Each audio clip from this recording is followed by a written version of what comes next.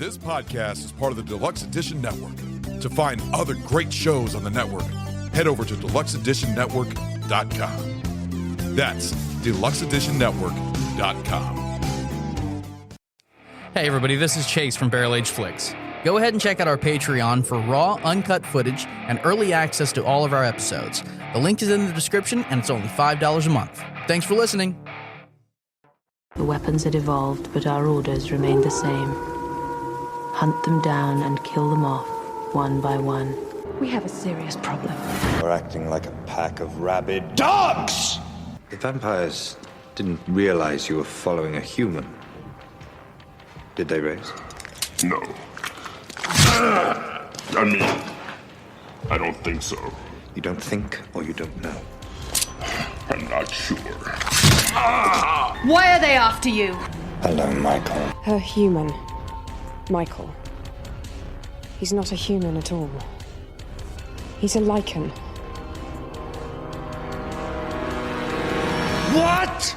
Haven't you been listening to me? She took me hostage! All right.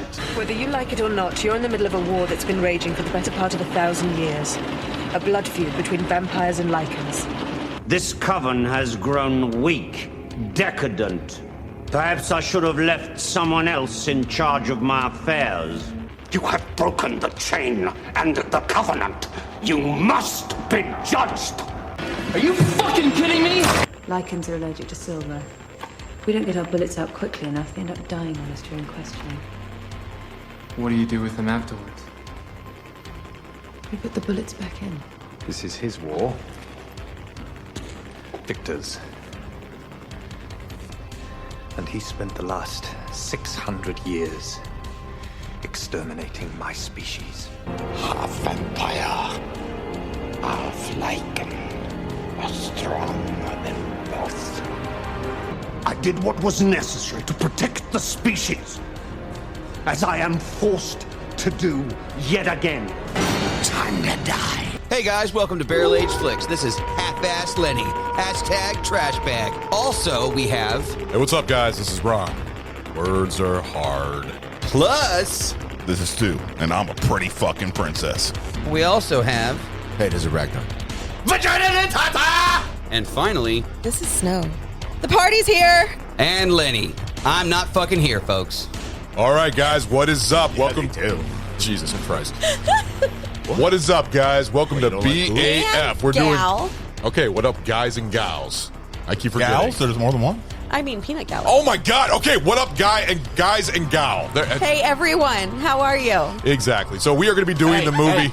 Fucking be all inclusive is 2022, asshole. I'm trying my best. All right, so we are going to be doing. Some people might find that offensive. I know. So go fuck yourselves if you do. So we are doing for our next in our Halloween series. We are doing the movie Underworld, which Snow is hosting today. This movie was released September 19th, 2003. Wow, that's old. And it's directed by... You're old. Yeah, I know. Directed by Len Wiseman. Other movies that he has done as the Total Recall remake. He's also did Live Free and Die Hard. He did Underworld Evolution. He's done a bunch of Megadeth music videos and some TV episodes of Sleepy Hollow and Swamp Thing, if you guys have seen. Also done, Kate Beckinsale. Fucking lucky. Oh, were they married? They are. Oh, shit, I didn't know that. You know who helped co-write this? Raise. Danny McBride.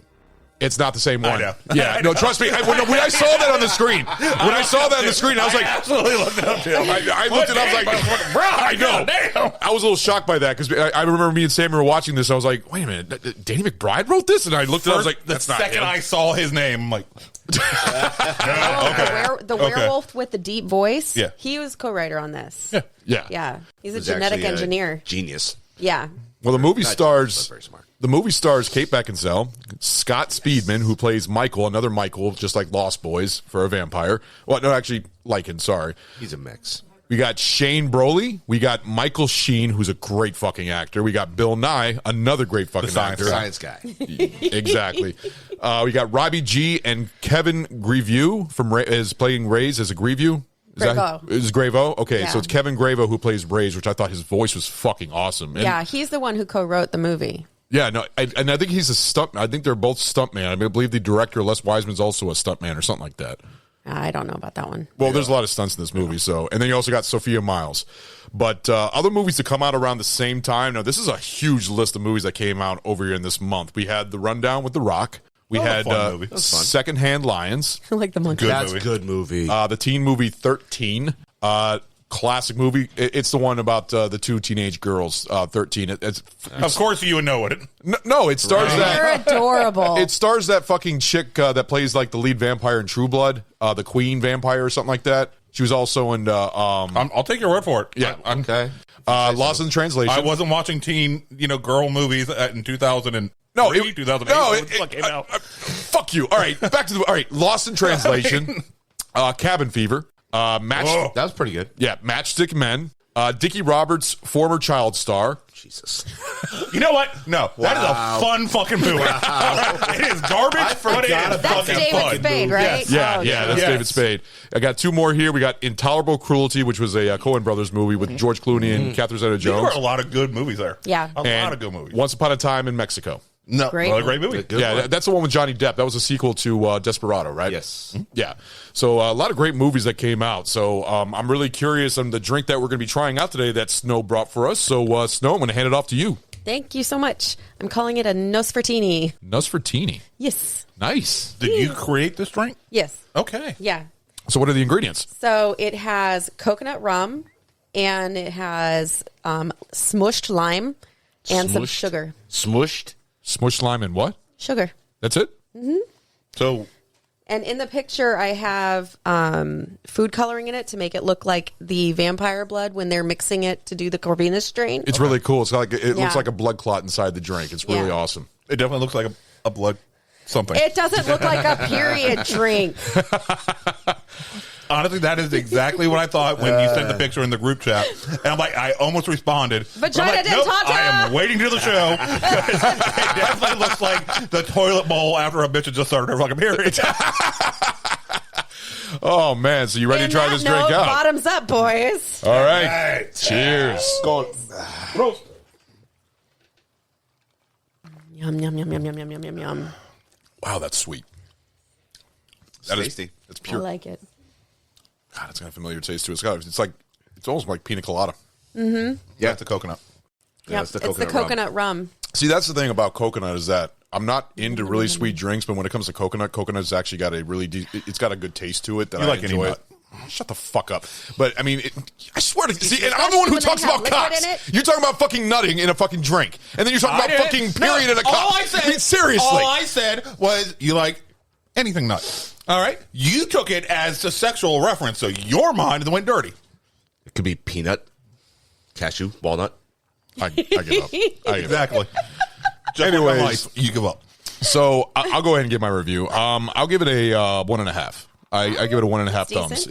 It's decent. I feel like it can. I feel like almost like a juice would be good in it, like a pineapple juice or something like that to be inside of it. But no, I mean coconut is. We've had a lot of drinks with coconut in it, and this one is basically just a pure pina colada drink. I don't see any other than you said there was extra sugar in it. I added straight granulated sugar, and I hand squeezed a bunch of lime in there, and then just coconut rum. Well, it's a dangerous drink too because I don't taste any of the delicious. alcohol. Yeah, so it's nothing but alcohol. This will easily fuck you up. I went through an entire large bottle of coconut rum to pour these. By the way. Oh no shit. Yeah, it was full when we got here. It's now in your trash. Oh wow. That's a crystal drink at all. She is on her third. What was that? What was that moonshine that you had? That was the white moonshine, the one that looked like fucking like jizz. Yeah. Oh, that was Jason. but like a banana cream or something like that. No, it was a pina colada. It was a pina colada. Yes. Okay. Yeah. Okay, calm down. Looked like jizz. It was delicious. I mean, our peanut gallery. So Ragnar, how about you? Your penis colada that you downed. You was so wasted that night. That was during I think that was during the Vicious Fun show, I believe we did. I think so. Yeah. Where you went through like over a full two or three mason jars of like No. A quart and a half. You drink a lot. I mean, almost every fucking 5 minutes. Oh, let me have more of that. Oh, let me have more of that. Well, He is a giant. I wasn't being a gentleman. Chase was offering. I gentlemanly accepted. Okay.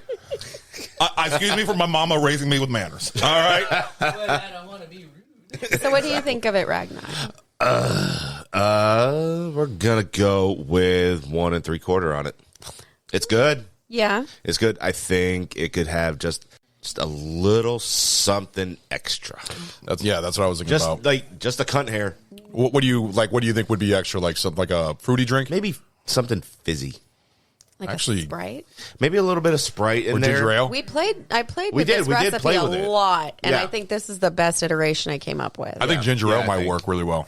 I think ginger ale will work because that has more of like a ginger taste added with the pina colada that might give it a little bit of a bite to it. So I'll definitely play with it. Stu, how about you? It's definitely not bad. I'm going to go ahead and give it a 1.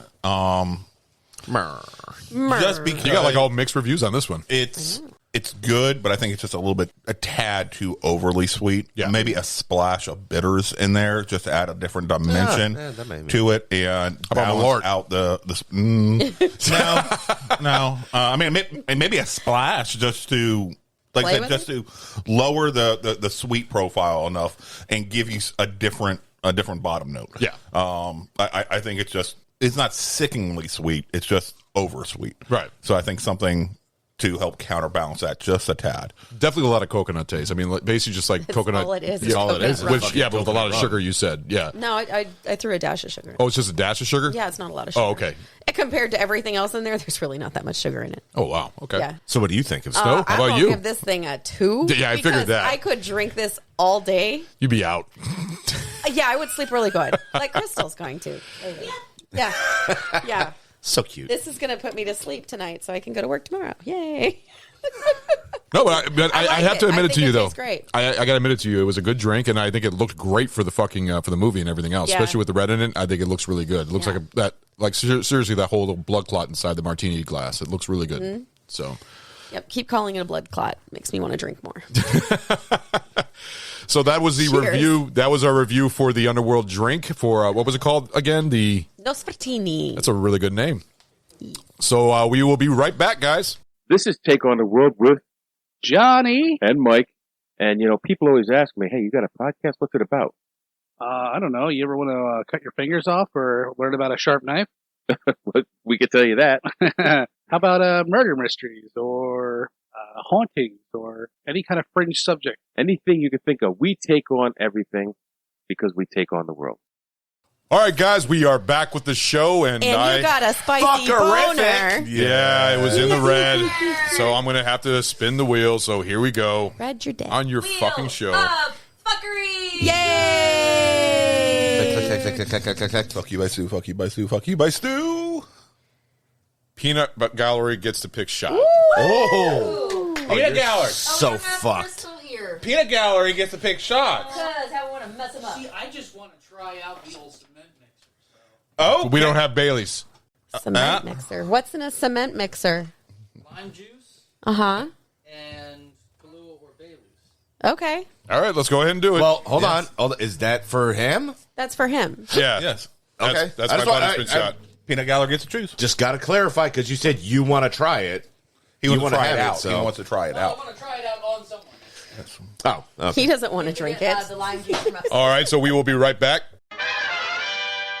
All right, so I'm back. Fucking do better. So we got lime juice and Kahlua mix. It's a cement mixer. Called a cement mixer. So here we go. Down the hatch. Cheers. All the way. Num, Keep drinking. You still got more. Num. Looks like nothing. That was good. Not yet. That's not bad at all. Okay. Sad. It's not bad at all. Okay. Way to take a shit. Fail.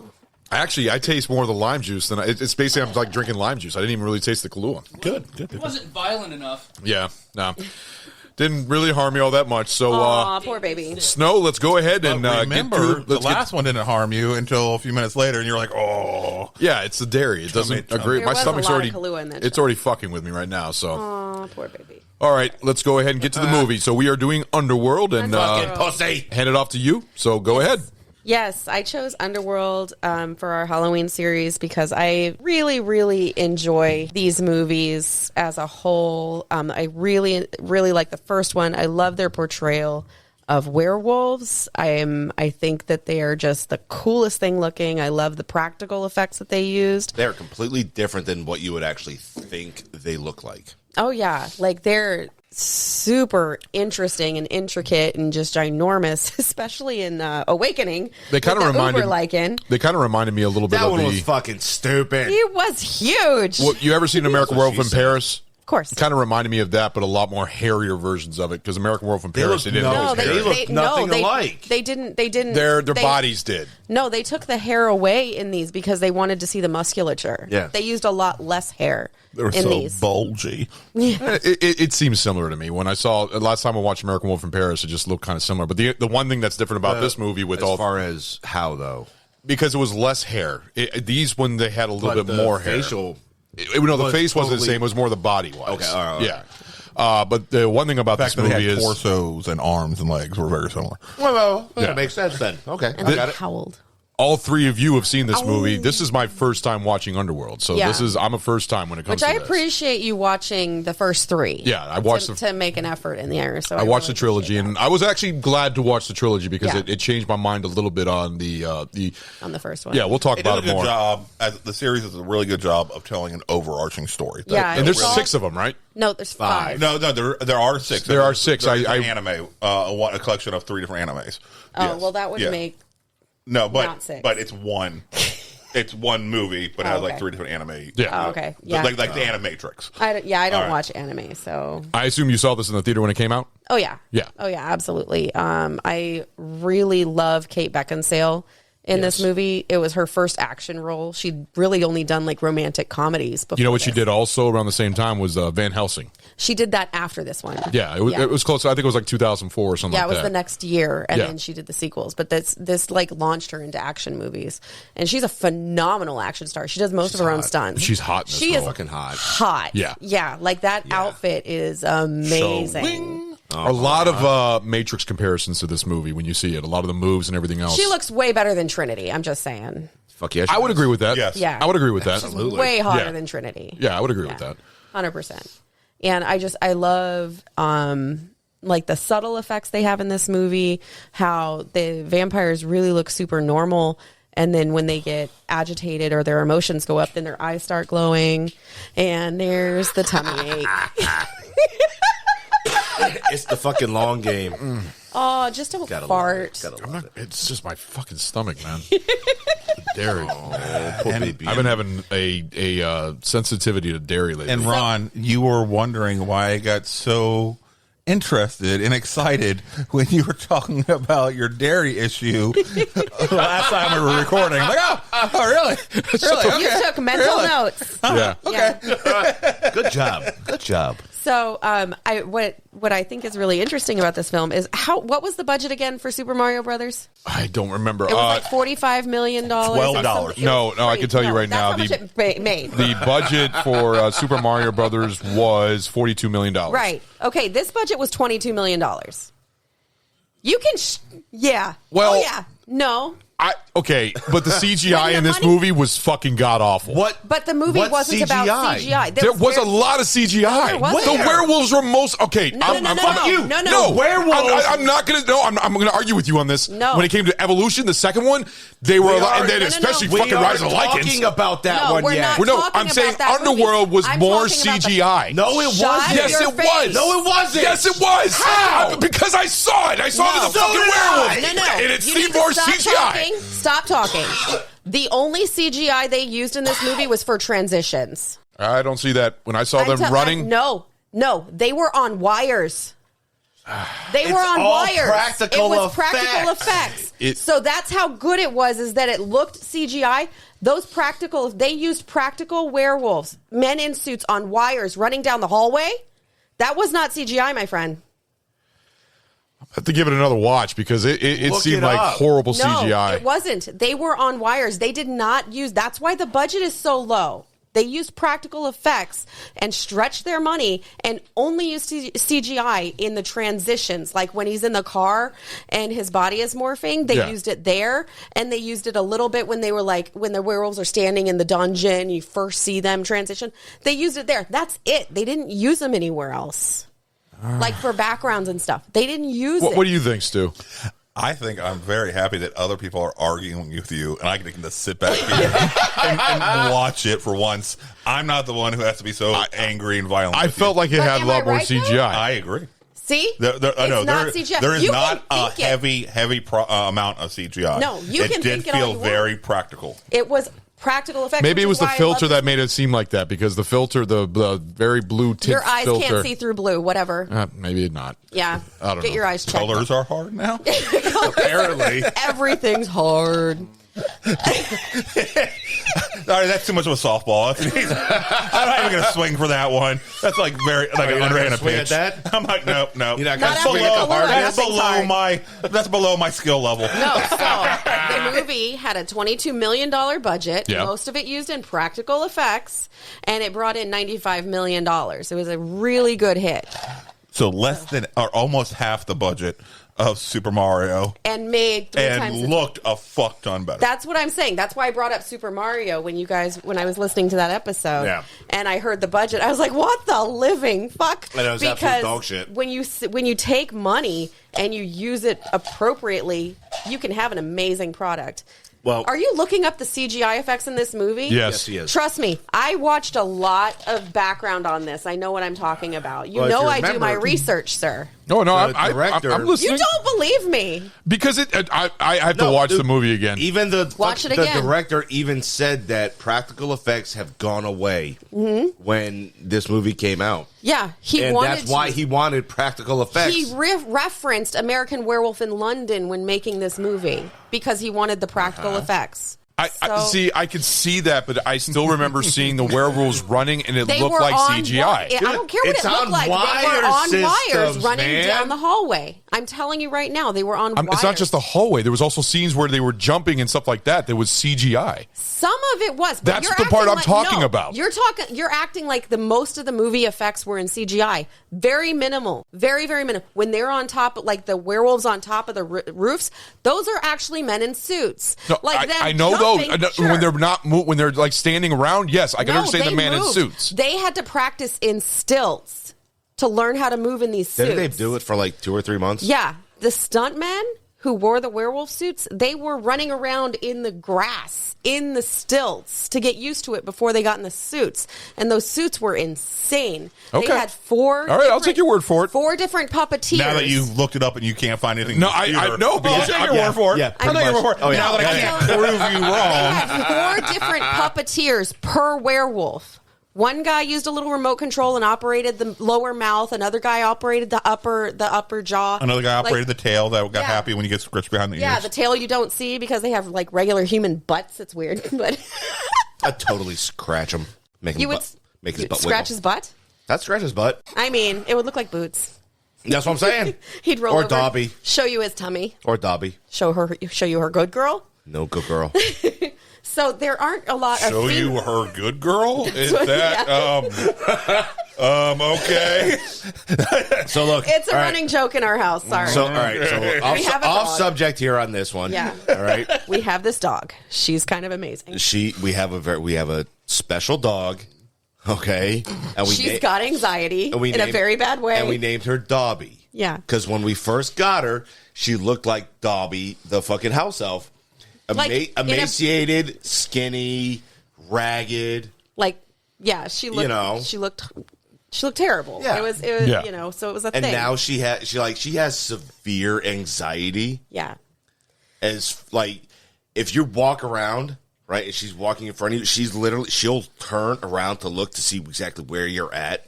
She scares herself Right. with her shadow. Yeah. Like, I'm not joking. No. She's So anytime, like, if you start, and Ron's quiet right now because he's literally looking up these effects because he doesn't believe me. I'm giving him because apparently I don't do my research. here to look this shit up. I'm looking at it. He's not taking you for your word that he said he was going to take you for your word. No, some best friend you are. I'm bitch. just looking. I'm So just. she acts almost like a cat. if I'm you not start doing petting research her, for my movies right? anymore. She'll arch her back. And I believe you. No, you don't. Circle like a fucking I cat. can't find anything. It's So That's what I'm saying. so you're right. So whenever You're Ron's right. not rubbing her It butt, just to she'll lay me it down looked like and lift her CGI. leg. Yeah, Right. That's because Or it was if that the other good dogs practical come effects. around, That it looked her computer generated. Snow's dog, all right, is a fucking bitch. Hey, Sprinkles is nice. She's a to fucking me. bitch. She's nice to me. All right.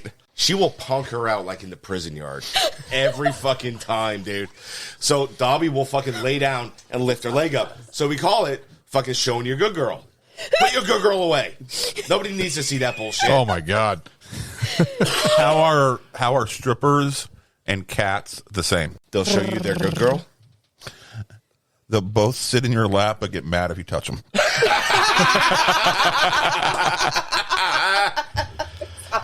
Oh my God. Fucking facts. Oh my gosh. That's hilarious. All right, you're right. See? You're right. Thank you. I'm going to watch the movie again, though, because I'm going to see how good now that bask in it. You didn't take her on her word that you said you were going to take her on her word, so you lied. So you're a fucking liar. No, I wasn't lying because I was looking it up. I wanted to research it. I'm sorry. When I watched the movie, it looked like CGI. How long have you known you were going to be on this podcast? A week. Okay. And how many movies did you watch? 3. And you didn't do any other research? I don't know. I didn't because it's not. No, it's not my one to do the research. Now you're going to for. research now that we're on air and on a. I'm just trying to defend what I said about the whole idea. I just said that I was wrong. How can we keep saying it over and over again? I'm calling a punishment shot on you because of the fact that you did not take me for my word when you know I research my movies. Okay. Aye. Ha! I got to spin the wheel. But you were calling we talked about making, but it never got made. Oh, that's awesome. What I think you're thinking, what you're looking for on the rules, if it's what I think you're looking for, it never got voted on. What are you looking for? It, but it never got put on. Punishment shot, so I have to take my watermelon shot. Oh, that's gay. I thought it did. It could have been a fuck you chase. That would have been hilarious because he is here. Oh, number 9, everything is game. Everything is game. Yeah, that's what this is falling under. Yeah. Yep. But you were looking for honesty, right? I thought it was on there. No, we've talked about it numerous times. I keep saying it should be. Yeah. All right. But then you keep saying, "Oh, well, we all got to vote on it," and then we don't. And Okay, let's vote on it now because we've got it. Most of us are here. Okay. All right. Should honesty be on the yes big board of fuckery? Yes. Aye. Nay. Oh, you're outnumbered. You Why lose. wouldn't you want honesty on Oh, so you just lost the vote. No, that doesn't go for not that. rule changes. Not rule changes. I know you're trying to fuck me again. What the fuck, dude? I already took my fucking shot. Sammy is very confused why you don't want honesty on our show. Because he's a I goddamn think our liar. listeners deserve better. He's a fucking liar. The reason honesty never got put on before because we assumed that we were all going to act. It doesn't matter. It got voted out, so we're good. So it's on the list. So go ahead and put it on there. I'm so confused. Stop getting so defensive. Just right, honesty. Yeah, is the best policy. Honesty is key. Just honesty. Yeah. Be honest. Believe your friends. How many times do you keep going on about this? I said you were right. We're past it. I took the shot. That's After you lied. Oh, it's over with. We're past it. mad? I'm not mad. I'm just ready to fucking not take any more shots. Because you're the one who gets called out on the lying shit most often, and now you're mad that it's now against the rules. I just had a disagreement. I disagreed with something. Aren't you No, allowed to disagree? I am going to take you on your word. But I am going to do extra research now. I'm not taking you on your word because I'm trying to prove you wrong. No, I was still. I can't prove you wrong. Okay, I believe you. Okay, fine, whatever. It's fine. I got voted out. I had to take a damn punishment shot. So there you go. Aren't you glad you're on this show? Yeah, it's just wonderful. All right, so that was a lie. Be honest. Be honest. You're an asshole. Yes, I am. That is honesty. You see how that's done? Yeah. Oh my goodness. Notice the trend. Yeah. So this movie in particular, the very first Underworld, it's about about Celine, who is a death dealer. Dion? Wrong, Celine. Like the cool son of a.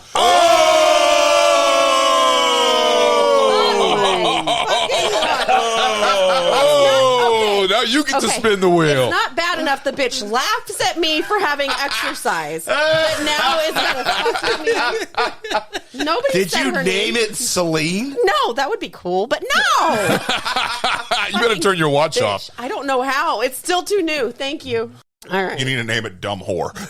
Hey, Dumb Whore. How do I get to here? Legitimately. Your watch is off. Thank you. I Spin appreciate the wheel. that. Interference. What does that say? I can't see it. Jar of punishment. Oh, yes. Close your eyes. Reach down into. Oh, the big barrel. the of barrel it should of be a punishment. barrel of punishment. Barrel of psoriasis. Barrel of Not psoriasis. Cirrhosis. Cirrhosis. Not Not cirrhosis. Psoriasis. I gave you The psoriasis. skin. That's going there. Jesus Christ. Smirnoff peppermint twist. There you Oh, go. you should like that. Yeah, you'll like Candy that. cane, right? Why is it like 1,000 fucking degrees down here? It's not. Because you're here. I am fat, then. Goddamn. I can open the window right there. Oh, man, I gotta work in the morning. Oh, that's a good job. Good job. Gee. That's where all the ASMR are folks right there. Good job. That was right on the mic. That was Reaching our perfect. fucking goddamn listeners. Good job on that one.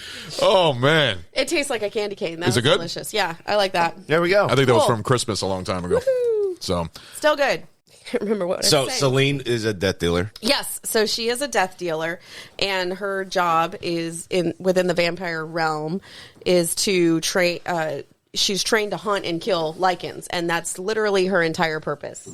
In the movie, we follow her, and in her while she's doing what she does, she ends up coming across a human who is bitten by, who's being hunted by the lichens, Yeah. and he's bitten, and then she ends up having an ensuing relationship that spans the movies. Why are they? With Michael. Why are they looking for him? So they, I have a quick question because I only watched the first three. Is Michael in the other two?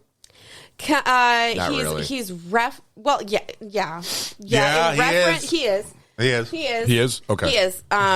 Not so much like Speedman isn't. They use like. Oh, they use somebody else? They use CGI him in the fourth one, and in the fifth one, you see like flashbacks of him. Oh, okay.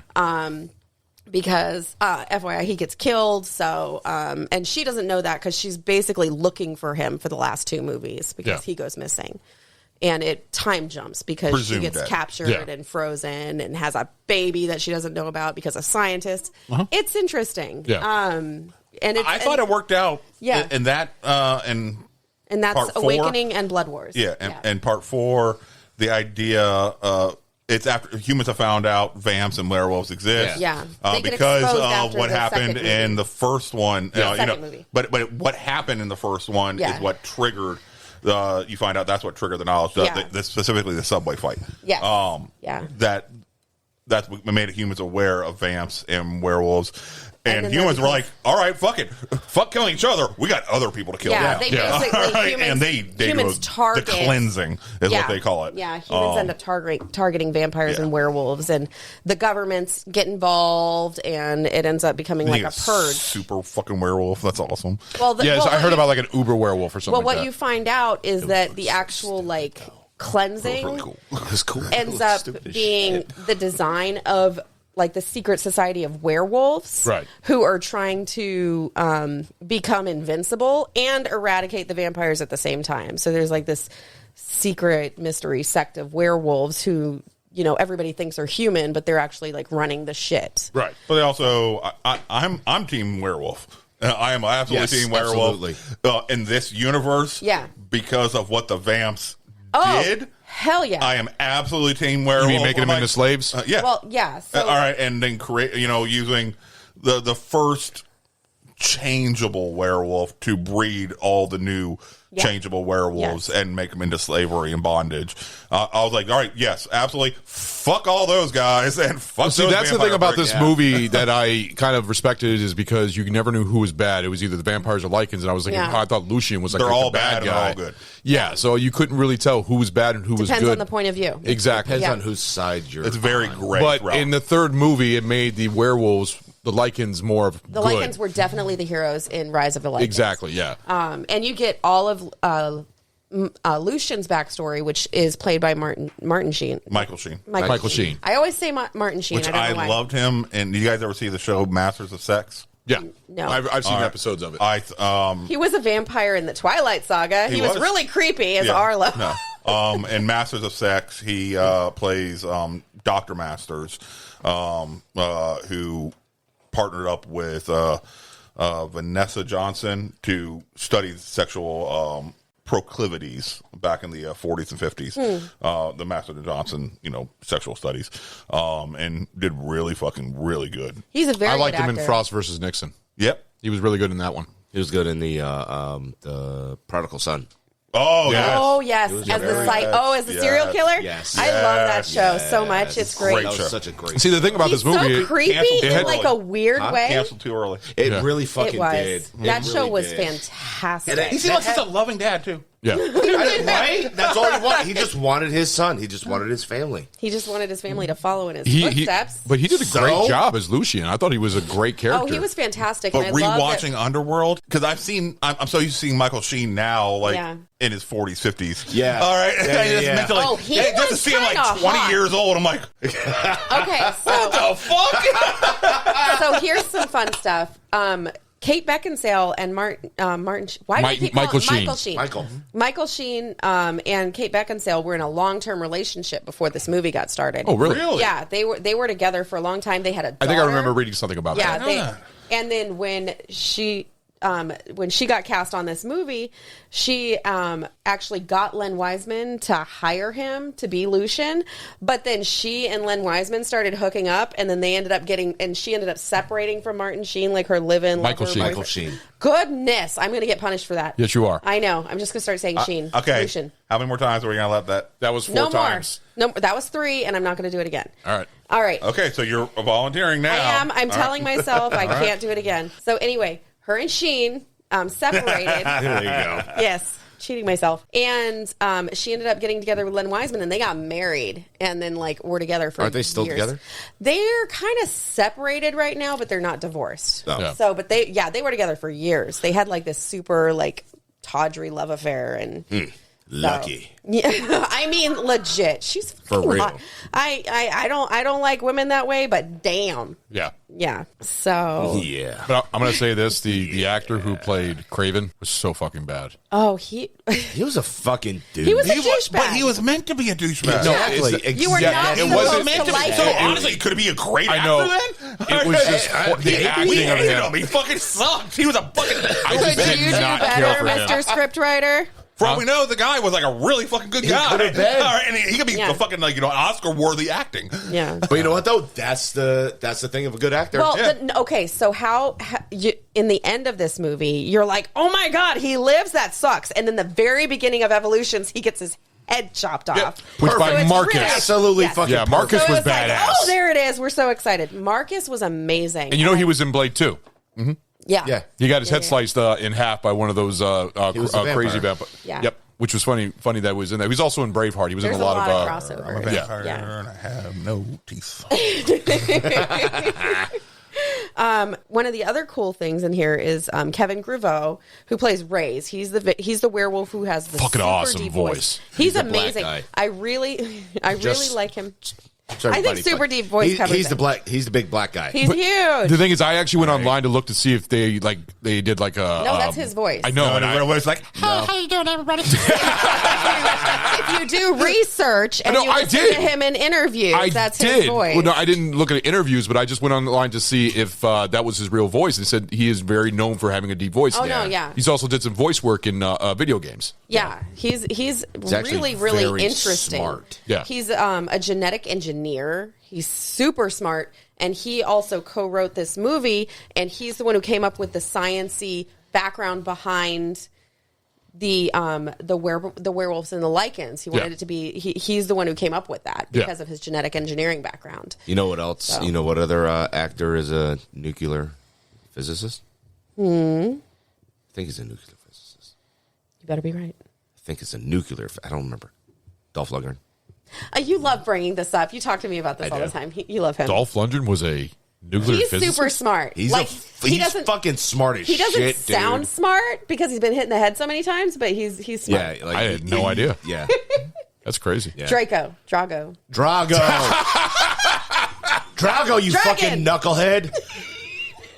Reminds me of that fucking video, that Dude, TikTok video you my made. brain broke when I was talking to you. That was fucking hilarious. Yeah, I know. It's on TikTok. Whatever. So I did the same thing. I said Drago or Draco. I kept saying it wrong. You're also. doing it now. yeah, I don't remember. it's hard. They all sound the same. Yeah, you're right. What is his name? Oh my god, I can't even. We can't get into it because I'm going to have a mental breakdown. Winnie from Wonder Years is a high-level math professor. She is. She's actually really smart. Yeah. So is who played Lucian? Who played Lucian again? Fucking what's Sheen. her name from Big Bang Theory? Too. Yep. Nice. She's got yeah. The guy from Twilight. The guy from Twilight. The guy from Prodigal Son. Jeopardy now. Yeah. Oh, is she a co-host? Yeah. Oh shit. All right. So, do you want to play that clip with the? Oh shit! I forgot that was in there. When Ray's was you said that Ray's came up with a script on the whole ordeal about the thing and how that guy was explaining how the mixing of the why don't we breeds. talk about that? Because where the whole goal with looking for Michael for Lucian was to mix the bloodlines, and we have that clip. Yeah, this is a long one, but here we go. For years, we've been trying to combine the bloodlines. And for years, we failed. It was useless. Even at the cellular level, our species seemed destined to destroy. I love that guy's voice. Well, I like the reasoning behind his whole wanting to combine the bloodlines.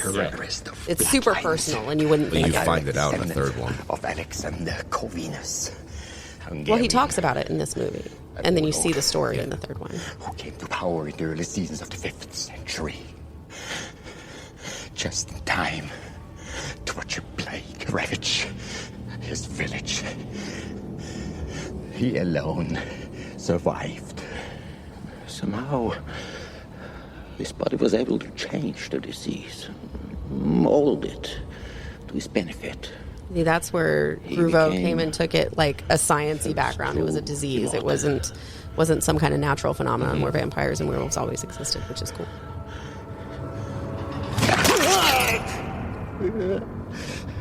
And years later, he fathered at least 2 children who inherited this same trait. The sons of the Corvinus clan.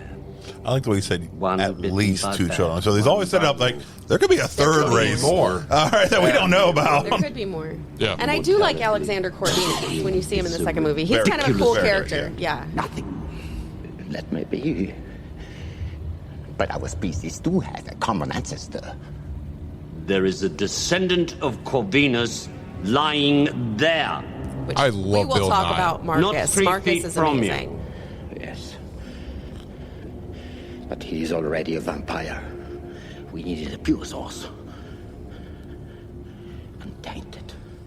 An exact duplicate of the original virus. The Corvinus strain itself. Which we learned was hidden away Was he a in the lichen? genetic code of He's a the lichen. human. So the guy talking is a Yes. lichen because Yeah. he never changed over and like that. That's why I was curious. No, I mean his job was sciencey, which I do want to Through the get ages. into that a little bit. To Michael Corvin. Where's Michael? His blood The allows whole for a perfect fourth and fifth union movie. between Where's our Michael? species. Hey, Mike. There can be no such union. And to speak of it is heresy. I love Bill We'll see. Nye. One solution has ejected him, Lucy. I love the giant rat that he hangs out with. According to whom? Just because. I just added it there. But Bill Nye is amazing, and everybody kind of famously knows him as Davy Jones. But the thing that he does though is how he just like he just does these like quick movements every Yeah. single time he talks. He's an amazing character actor. Yeah. And I want to talk about the makeup effects in these movies. Amazing. Because they are incredible. Because even he was talking about in one of the documentaries I was watching is somebody was like, oh, is it like a zip up suit? And it's hours and hours of paint and It's prosthetics. a whole bodysuit. But it's not like a zip up. No, he doesn't no. fit into it. It's No. like it's layered. Like Yeah. he was hours and hours. Especially during getting in his and out of it. transition. when he was transitioning over into That transition was a really cool idea. That was fucking amazing. All right, I love the idea of you got the 3 elders that leapfrog through the centuries. Oh, yeah. All right, that just and then they just basically desiccated corpses. All right, and then slowly have to, and then they reanimate them and bring them with back to bags life. and blood just fucking poured it right into them. Yes. Like that. that makes sense. Yeah. But it's funny because Frog, that makes complete sense. Yeah. And Marcus, because Marcus got the blood of the lichen seeping into the ground and into him, and that's what happened in the second one from the dead lichen, right? Yeah. Yes, that's how he became sort of a hybrid. Yeah. And ended up transforming into that amazing monster. The fucking wings. Yes. Yeah. Like that. So the Marcus's monster is amazing, and Victor's like transition from corpse to Victor is just it's kind of beautiful and creepy in a way. Yeah. And then you also have the werewolf effects, which like I really love the creature effects in this movie. So I wanted to ask you guys, what is your favorite creature in these movies? The transition. I really liked Michael. Michael's was cool because he was kind of like he looked like but he was a werewolf with no hair. He was more of like a darker, like a darkened vampire. His skin was very darkened. And that's the but thing. he had That's that fucking back. That's what they were going for with his, because they wanted him to look the part, he had the musculature, the muscular of a lichen, but the body of a vampire. Yeah. Yeah. In fact, he kind of reminded me of another vampire in another movie. I'm trying to remember what it was. I wonder if you know what it is, but there's another movie. It's like Night Stalkers or something like that. Fright Night. No, not Fright Night. Not Fright Night. You sure? Yes, it's not Fright Night. That's not what I'm thinking about. It's I think it's like Night Stalkers. Night Flyers. Night Flyers. Yes. Did that what it look like to you? I can see where you're coming from. I can. Honestly, I was actually kind of let down by Michael. I thought it could have been a cooler look for the combination. I really did, and I was. Do you think it could have been bigger? Because he was the same size. He didn't size transition. No, I mean he just looked maybe like a little bit taller. Because the werewolves, they increase in height. Yeah, so they have maybe like a good foot over everybody else. Maybe a little. He got a little bit taller, and stuff like that.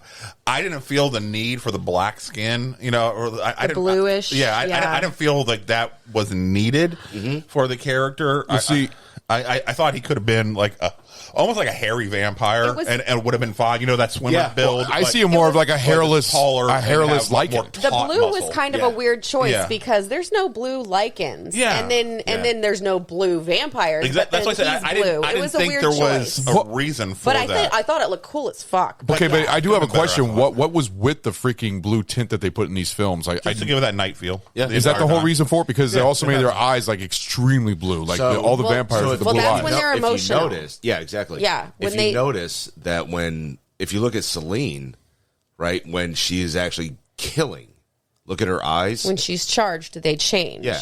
It's an enjoyment. Yeah. Yeah. Like when she punches Craven in the face, her eyes don't change. She's just like, yeah, you're fucking retarded. Yeah. I would have enjoyed that. Yeah. I mean, all of the audience enjoyed her punching him in the face. But I was ready for him to fucking die like so much. Well, that's what was fun in the beginning of the sequel is because it's the first thing you see is him get his head chopped off, which I love. And I love the idea that memories were passed through the blood. I thought was interesting. So, like, if you think somebody's lying, like in the third one, Rise of the Lycans, when she's like, "No, I would never," and he says, "Forgive me," his daughter. Yeah. He says, "Forgive me," and then bites her. Celine bites her daughter. Yeah. And just like, all right, you don't know what the fuck's going on. Fuck it. I'm going to take the shortcut. Like, you could have bit my wrist to find out that I was telling the truth earlier. Yeah. And then, blah, blah, blah, blah, blah, whatever. So. We're going at it. Ragnar would have had a problem with that. I'm just saying. Okay. Sammy would have. He just got the death look off of that one. I love you, Kirby. What'd you say? What? That's my nickname for her. What's the nickname? You said her name. No, she didn't. I didn't. It was close. That's why I was. What'd you say again? Kerbest. Okay. Tell me how that. Okay. No. It's far enough away. Okay. It's far enough away. Yeah. Might as well call me Kermit. I mean, maybe I do. That's how you talk to Just me. because you shove her hand up her ass doesn't make her Kermit, all right? You know what? Our girls' nights are none of your business. I'm not judging. I'm just saying. Girls' night out took a whole new meaning. Why do you think we like to hang out? All right, so let's hear it for fisting. Fist her Fridays? What? No. Still is Friday. It is. technically for a little bit longer. So yes, okay. So what was your favorite creature? Because we didn't. He said it was Michael. In general, yeah, the lichen. You like the lichens? Yeah. The way I love the way they transform. If you compare it to the fourth one, which is complete fucking dog shit. Yeah. Well, I mean, there's just it's so much CGI to the super lichen. Okay. But it was a really cool idea. It was cool, especially because he was designed to be stronger than everybody. Yeah. All right. So look. CGI. All right. So taking a person that is like what, maybe 6'1", 6'2". Yeah. Okay, and you're doubling their fucking size in height, tripling their width. Yeah. Okay. Yeah, but he couldn't fit through the doorway. I know, that was genius. That was the fucking genius. Like he had to shrink down to human size. That was the best part of that whole fucking scene right there. She figured it out. She figured it out. She's like, you know what? Fuck that big motherfucker. I don't have to shrink him down to my size so I can fuck him up. And then she also, because he healed instantly, she realized, she's like, I just blow you up from the inside. It was a really good idea, executed poorly, but really good idea. I really think that they didn't spend, because they did so much CGI in the last two movies. It felt like a super low budget. They just didn't spend enough money on the CGI. I really think that's what it was. Rise of the Lycans felt like I was watching a video game. That's the thing. I'm not talking about Rise of the Lycans, because that one. You're talking about the last two that I'm talking about the last two that you didn't watch. Now, but if you were to go by favorite creature out of all the movies, I'd pick William. Well, that's what I was asking. I thought you were just talking about the first Underworld movie. No. Oh, then it's William. That William, the White Wolf. I thought that was really cool. Yes, especially when was it an Iron Maiden that he was pulled out of, or type of? It was just a tomb, or basically a trap, like a casket type of thing. I don't know, but when he came out, and it's just that.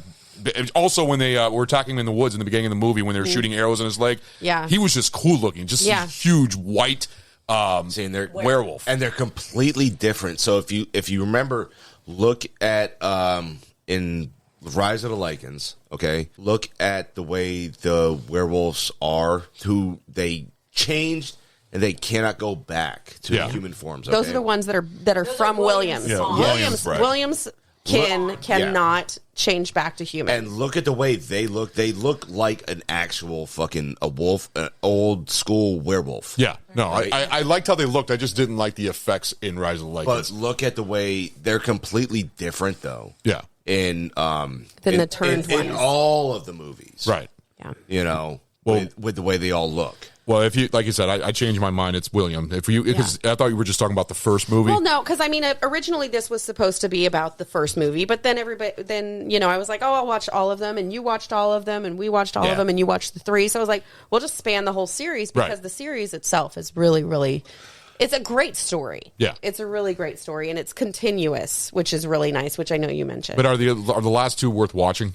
They are. Because it does build upon the story. It does build upon the story? Yeah. It does. And they have really good characters. Like Marius as a villain. What was that? What the Something escaped upstairs. Derpy dog.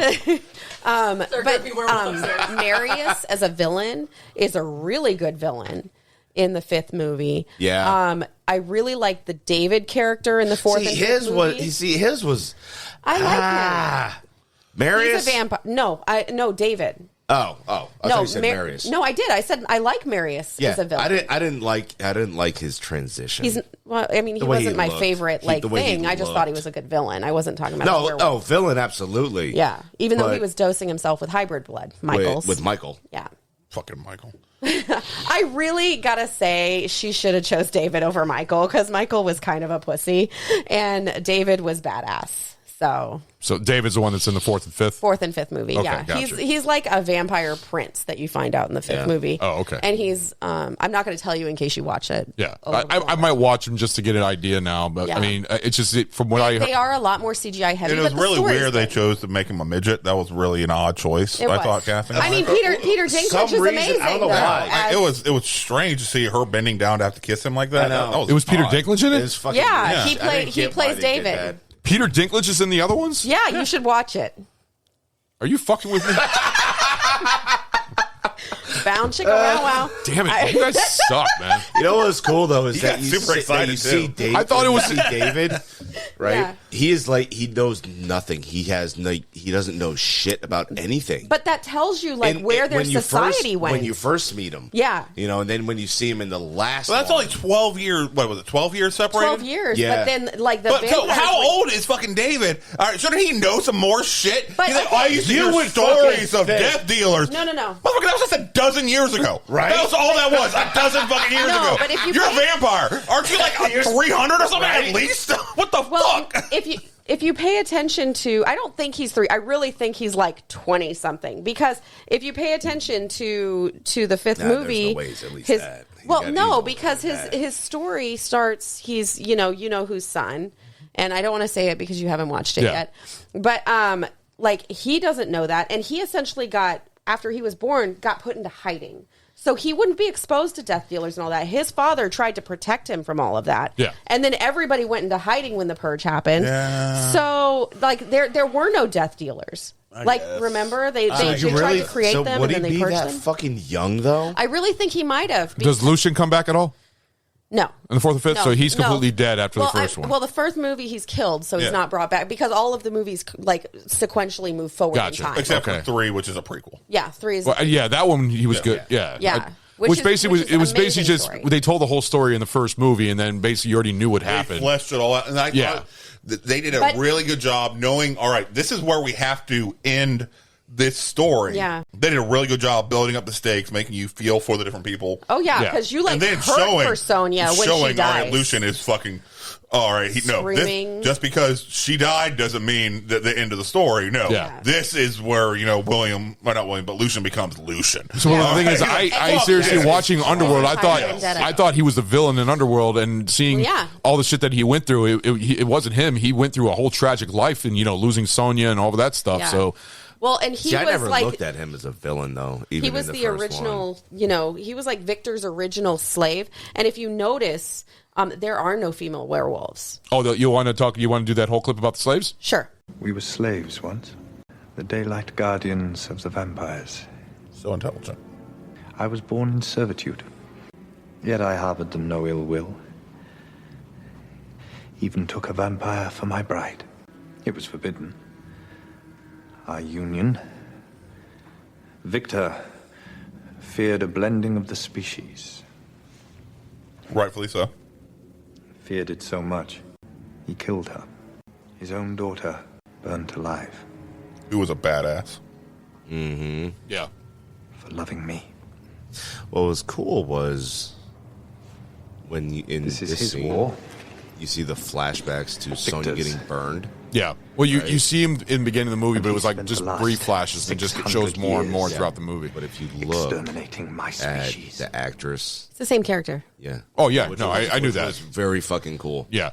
Well, you really feel for Sonya when she dies, like her love for him, and she knows that there's like no hope, and she knows that her and her child are going to die.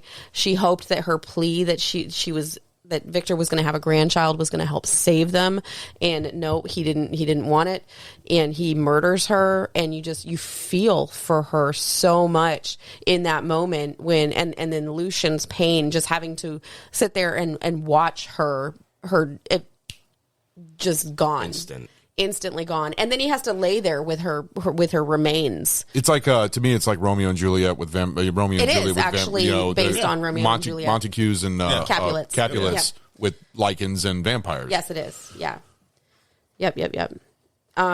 So what I was saying before is like you notice there are no female werewolves. No. Yeah, that I asked that. I was curious about that. So Why? the whole basis behind that is in like Rise of the Lycans, Victor was in control. He basically told his, who was going to get changed. He wanted them as slaves. He wanted them as a power force. He's not going to choose women for that. He's going to choose strong men for that. It's like when they bring in when the humans are bringing the slaves in, they're bringing them in to be turned.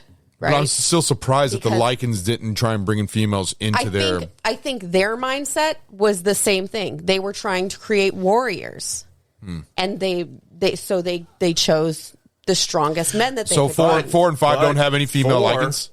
No. Yes. 5 does. 5 is different, though. Doesn't matter. I'm talking about the first 3. Oh. You're saying that there's no female Lycans. No, I mean, but in the first 3 movies, are there any? You're biting at the fucking chomps over there. I agree with the Lucian descendant one, but I'm pretty sure there are for the William descendants when he goes into the caves, because you actually see them as like packs. So I'm wondering if there are Plus, there, wasn't but that's a Lucian different born thing. from a female? Yes. Yes. The mom that gave birth to Lucian was a female. Yeah. But that was it. But no. She wasn't a Lycan, though. Yeah, she was. Yeah. The Yeah. weird- Lucian's mom? Yeah, when he goes into the prison cell, you see the werewolf, you know, and then you see the little human baby. All right, and he's like, wait. Yeah. I should have killed you when when you were born. That was a So then that was a female werewolf. That's what I'm saying. So that was another descendant For of William. breeding purposes only. Right. They weren't for the war. No. That was their only for purpose. Victor, 100%, it was totally a power move. Yeah. But that's what I'm saying. The descendant of William ones, I had females. Oh, that was anybody. That was a fair game thing because they didn't have any mind. And that's when there was no thought process there. And then when they swore alliance to Lucian, basically, and became Yeah. Alpha, it 180'd it. Yeah. So yes, that's why I was biting, because I was like, oh no. The William ones were females. No, that was it. Those weren't what I was talking about. No, Victor definitely was, but like in the whole, like even when you look at Lucian's army, no female. No. I'm not mad at Victor. Honestly, he was an asshole. He was, but You don't blame him. You can't blame him. Mad at him. No, see, I was going to say the exact same thing. You really can't blame him for what he's doing because he's trying to protect his race. He doesn't want a mixing of the breeds and everything else. He's just staying true to his side, you know, just like the Lycans stay true to their side. That's what I said. This movie is very full of gray, gray. But all right. So Victor, he may be an elder, okay, but he. So all right. So we're going to number 3. All right, Rise of the Lycans. Yeah. All right. He treats Marcus like a son, like a fucking just like a son. I mean, abused son, like dog shit. When fucking Marcus is the one that actually fucking turned him into he what also he had, is because Marcus had the word. Marcus came to him, for his army and his strength and his power. I know. And then he's like, hey. Also, I need your help hunting down my brother. Yeah. Who's fucking with all this shit right here. And he's like, okay, give me fucking immortality, give me, strength and power, forever. But you just want to kind of, keep him as a friend, think you can, keep control of him. That's bullshit. You see what the fuck these assholes are doing here? Yeah. You're fucking wrong. But it goes into, it's even like, all right, so you give somebody an inch, they're going to take a mile. Yeah. Right? You give somebody a little bit of power, a little bit of But he already something. had power. Again, remember, when Marcus changed him, he was already a rich, powerful lord. He was. And, had his own armies and stuff like that. So he was already, used to that control. But he was dying. And strategy. Yes. He was dying. He was dying. So he really didn't have anything else to fucking lose. Exactly. And Marcus comes in here with this fucking free pass. Yeah. He's like, fuck yes, and I continue being a badass? Yeah. Fuck yeah. Yeah. I thought Marcus was actually more badass than Victor, to tell you the truth. Victor just seemed, I don't know. Well, all right, he was. Marcus was actually a fucking badass more than Victor was. Yeah. Well, Marcus's only drive was finding his brother William. That's all he wanted. That's all. Which, he in a way, about. you can't blame him for that. He loves his brother. I mean, no, definitely you can't. No, you shouldn't. But his blame brother's him. a piece of shit. His brother's a fucking mindless His werewolf. Is literally a psychopath. His brother who was on a mindless. murder spree. Yeah. All right, that is what he. No, he had no control over it. Absolutely, Exactly, but he was a mindless animal. So would a true psychopath who's on a murder fucking spree? I'm sorry, Ron, you're my brother. If you're on a true fucking murder spree and being a psychopath that have no real way You brought me dead. Communication, I'm sorry. Yeah. You got to go. Yeah. All right. I love you. You're my brother. I understand that, but he sees him as family, and he fucking loves it. I mean, that's the thing, because he was more protective of William more than anything else. That's the only reason why he came back, just to bring William back. If you had the power to anybody you attacked, also then turns into psychopathic killers also, you have to fucking go. That's true. Well, William, whenever he bit somebody, he turned him into just mindless werewolves that stay werewolves. Yes. And Marcus, he was just more of a more powerful vampire with a little bit of mixing of the. He was the original. Yeah. Yeah, he was the original vampire. Okay. Real quick thing was that what was cool is that even though Victor had the army and Marcus knew that Victor had the army and they were loyal to Victor, he played the mind game though. Yeah. In that if you kill me, you know what happens to this bloodline. Right. Yeah. That is done. I think what I was going to get at is Marcus for centuries was an elder, and he went through the motions and he went through the leadership until he got the werewolf blood and saw the big lie. And then that, I think, is what made him be like, okay, well, fuck you guys. Yeah. I'm now going, I want my brother back, because the lie was from Victor.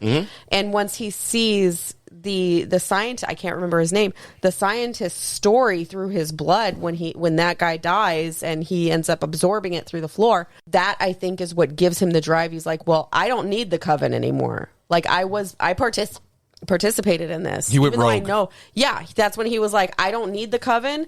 Fuck the coven. I'm going for my brother. And that was his sole purpose in the whole second movie. That's what his whole purpose was before. So we saw Victor's, you know, history and background.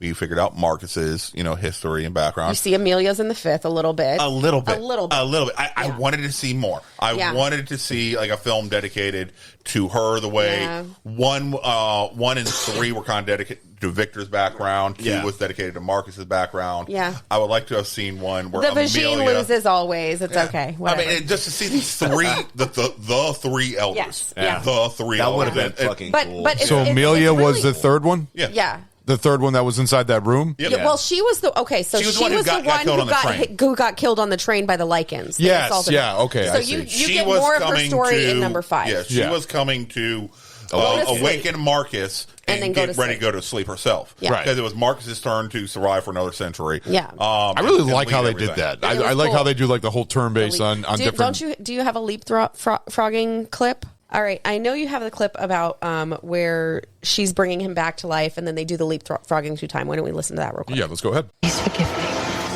but I desperately need your guidance. I apologize for breaking the chain and awakening you ahead of schedule, but I fear we may all be in grave danger. And her talking to the mirror was so smart. Especially you, my lord, if left in your weakened state. For I believe that Lucian is alive and I like how he's like, her thoughts are so like messed up because she couldn't hold her concentration to do it. That was kind of cool. I love the whole thing about the ceremony. Even more disturbing. What really got me is that this really fooled me, because I thought when Victor came in, I thought he was like the really good guy. Like I thought he was going to be very helpful, and found out that he was completely the opposite. Oh yeah. But I felt that this right here opens up a plot hole to future knowledge transfer. Because the shit was all fucked up and jumbled in Victor's head. He can't get through it all right because she's not trained, she's not old enough, blah, blah, blah, blah, blah. Well, I think I have that figured out, though. Okay, but in the rest of the films, every time, at that point, the second anybody drinks from them, oh, okay, now I know what's going on. I think I know why, though. Yeah. So in those, they are literally drinking the memories. There's no purpose behind them. She had a purpose behind hers, but because she wasn't old enough and wasn't trained, her regular memories filtered in with what she was trying to do. So I think that it made it a little bit of a jumble for him, as opposed to if you're just biting somebody and you're drinking what they know, there's no thought process behind what they're trying to do. But then there's no thought process coming from the people that you are, as the one who's giving the blood. They have no thought process behind what memories and what order I'm going to be transferring these to. I know, but the person, because it's instant, you're literally just getting a map of the memories, as opposed to somebody who's trying to articulate a sentence, but you're also having other thoughts while you're trying to articulate a sentence because you're trying to get a thought across. I think that's why it was more jumbled versus, oh my God, somebody's like. And then you're literally getting the source. Does that kind of? I think that's kind of. What I don't know. I mean, because it feels like to me that it's like what Amelia would have done would have been, all right, this is what happened the past 100 years. She would have been in telling order. Boom, ba-dum, ba-dum, ba-dum, ba-dum. Yeah. How was she brought back if she was killed in the first one? No, it's in memory. Mm-hmm. Oh, so just flashbacks. Blood. Yeah. blood. Okay, I thought it was actually Single drop. She was actually a character in that one. Dude, your memory drives me crazy, and you know this. We were talking about this earlier. Oh, he can see. Okay, so he's great for the podcast because he can watch a movie. One vote. And 15 years later, he can recall minute details about a movie.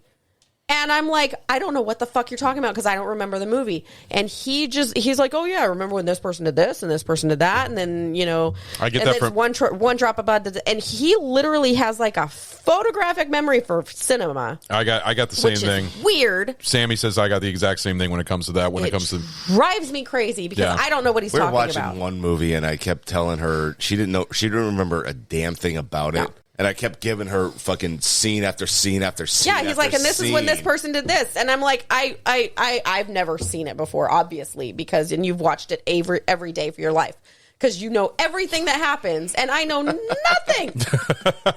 It's weird. You have humans, and your brain disappears. It might be It might be the childbirth. Mama childbirth kills brain cells. I really think it's a thing. That would explain a lot now. I've had 4. Damn. What do you want? Yeah. Fuck them kids. Oh no. Some days no. you fuck. I mean, that's just teenagers. Oh goodness. So I want to know what y'all's favorite action sequences were in this movie. Mine was or any of the movies, honestly. What was your favorite little action sequence? Now you're going on all 3 movies. Or 5. I mean 5 if you did your research. I actually no. You know what? I enjoyed the chase scene. I enjoyed the chase scene in the truck with Marcus. Anime eyes. That was cool. Yeah, no. In Evolution, when Marcus is chasing him and going and being swiped on the side with the wings and hitting the side of the truck and going back and forth. Him and Michael are him fighting. And Michael are battling in the back of the truck. And then reaching until the sun comes. I mean, I thought that was actually a really decent scene. I cool. enjoyed Evolution a lot. And then she just drives the truck straight through the building. Yeah. I know. I'm really glad you enjoyed Evolution because you didn't seem to enjoy the first one. No, when I watched the first one, I was very... again and kind of have a new appreciation for it. Because I knew the CGI thing was a big problem for you. And knowing that it wasn't just the CGI, it's just the story just didn't get it for me. I just didn't care for it as much. I didn't care for some of the characters. And it was just it just didn't do it for me. But then when I watched Evolution, I was like, I really like Tannis more too. Invested. I enjoyed Tannis. Tannis is good. Yeah, and I enjoyed William. I thought William was just badass looking, like that fucking werewolf in the beginning scene, he was especially a cool looking werewolf. Yeah, the Evolution was that's why I assume we're going to do the ranking of the films, the ones that we've seen, which I'll just do the first 3. So sure. Yeah, so the Evolution was just really good. I enjoy, and Rise of Lycans was good too. It was a good story. Gave you a good backdrop on the whole ordeal about the story that was took place in Underworld. So it was basically just Underworld. It was hinted at in Underworld, and then you get to see the actual whole thing. Yeah. And Lucian and Victor's animosity and where that stems from, and you get to see where it made Victor look like a fucking dick. I mean, he was. Yeah, he was. But I know, Stu, you disagree. You feel like, I mean, honestly, like I said, I understand his motivations. I honestly, truly did. If I'm in that situation, I understand completely. And how the betrayal that I would feel. Would you murder your daughter? The betrayal that I felt, that I would feel from his position, and then the worry about what would come out, especially because he gave her every opportunity, but then once she sprouted out, hey, I'm fucking pregnant with this motherfucker, and like that. He was like, we could have fucking kept everything goddamn quiet from the council, your betrayal and everything like that. He would have been the only one who had to pay the goddamn price. Yeah. Well, you would have been protected. You'd have been fine. But you know what? But he felt. Open your goddamn mouth.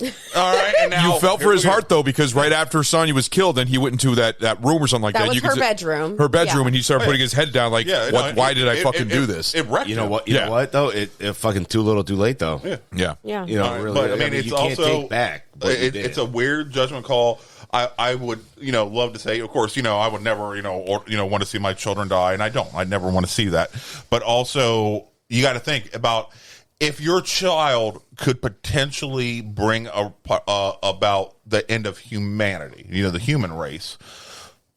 if you're in that position, are you going to say, all right, humans die?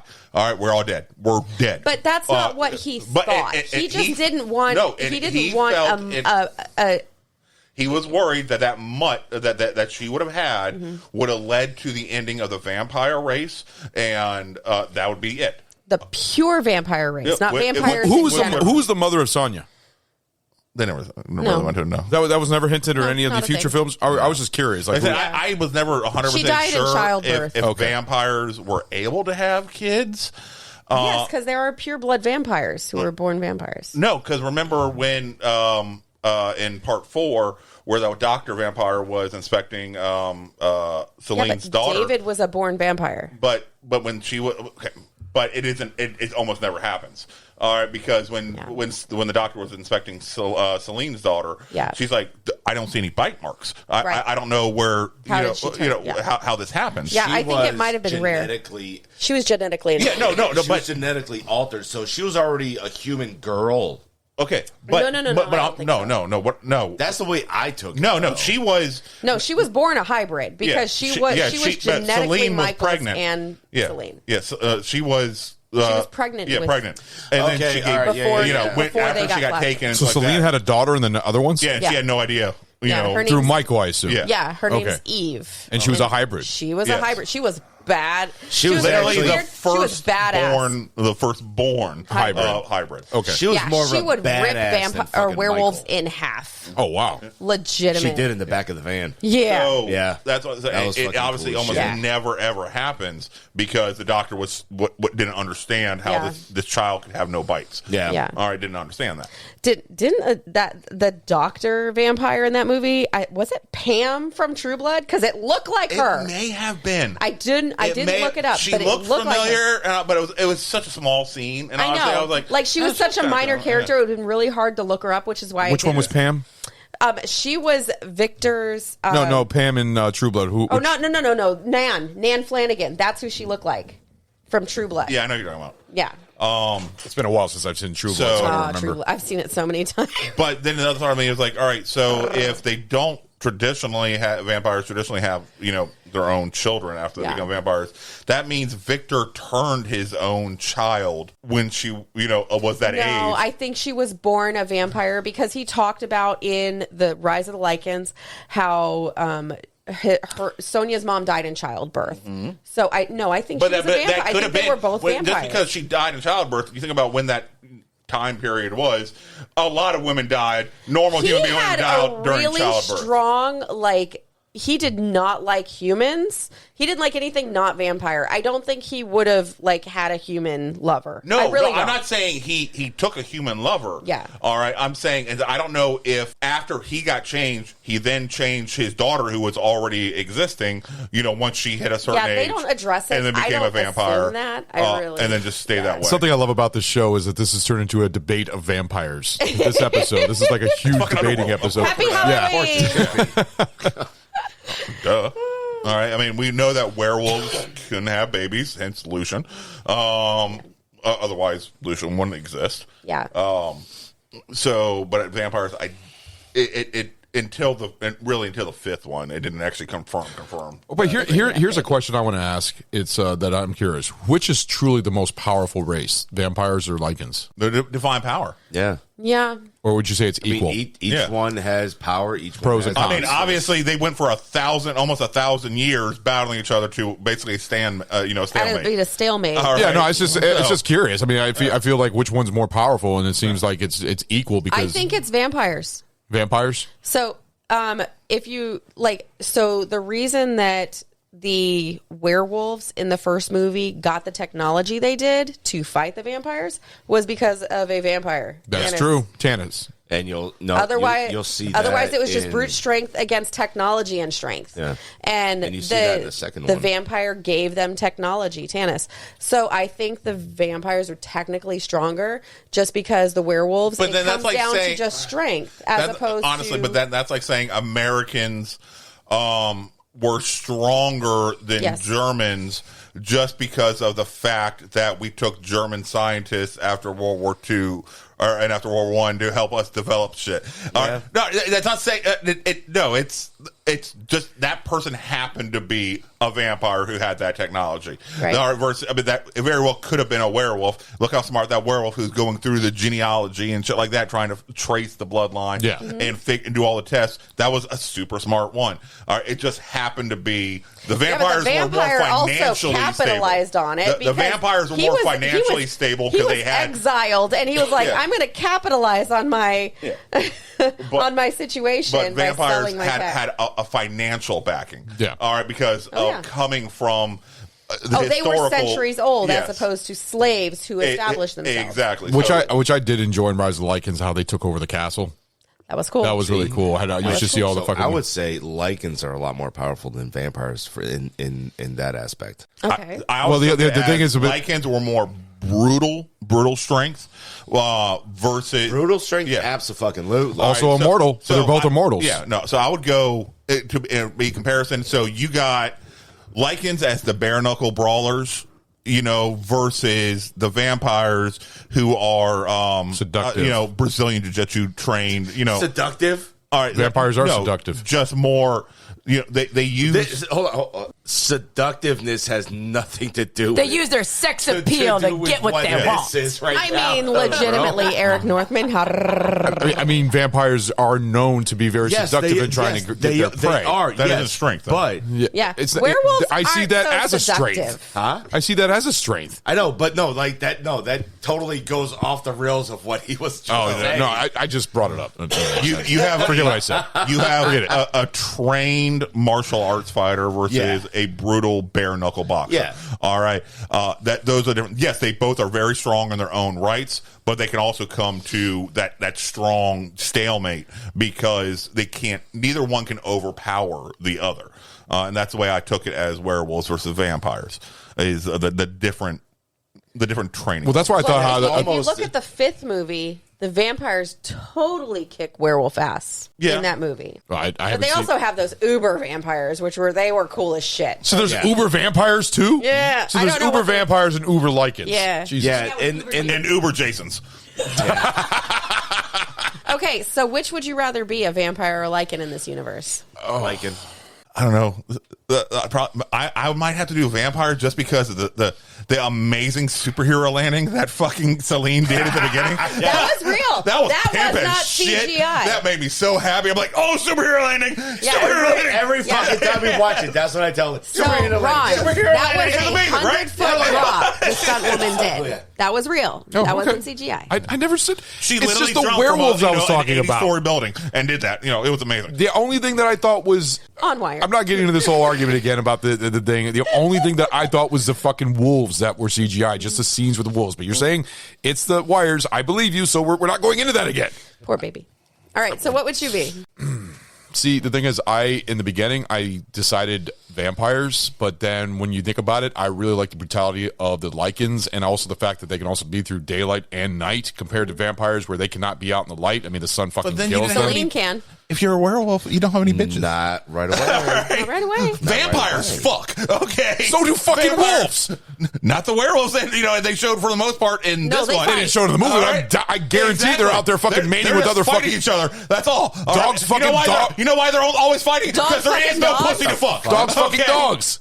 That's your spouse. Are we doing yours? Big gay Al and the gay dog? Yeah, we are. Yeah, I'd be a Lycan. So at least you've had one bitch to fuck. All right, well, still, what would you be? I would be a vampire, hands down. They're very strong, but it's also like they get all the cool toys, like legitimately, and they. And you got to worry about fleas. No fleas. No fleas. They shower. Can't get rabid. No. We shower. They don't. They live in a sewer. Actually, you want to talk about the weapons? And what one lesbian vampire say to the other lesbian vampire after sex? What? What one lesbian vampire say to the other lesbian vampire after sex? What? See you next month. Oh, yeah. Yeah. Oldie but a goodie. Oh, my God. So as far as the weapons in these movies go, there were some really cool ones, and I want to know what your favorite weapons were after we hear this clip. definitely any radiated fluid of some sort. Ultraviolet ammunition. Daylight. I thought that was really neat. Ultraviolet. Expect me to believe that a mangy animal came up with the bullets specifically engineered. It reminded me of Blade. No, I'm betting it's military. Yeah. Those bombs in Blade 2. High-tech trace around. I sure hope you never get pissed off with me. Hold on. I love that they just have busts sitting around to shoot.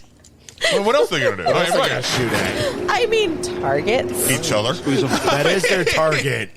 Wait, but you remember in Blade 2 when they had those ultraviolet bombs? That's what those weapons, bullets reminded me of. Yep. Oh, the UV rounds? Yeah. Yeah. You hear the silver Eject the mag. blurting out.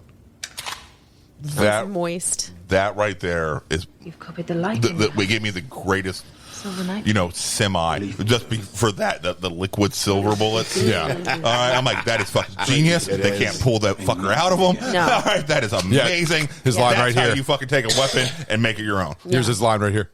Oh, never mind. What? You were talking over They can't dig it out. Yeah. I mean, that was really cool, the fact, but still, the ultraviolet, just the fact that it's like a liquid ultraviolet inside of a fucking bullet. Yeah. And I thought that was really neat. And when it goes inside of a vampire, it's like puts lights. I thought that was really smart.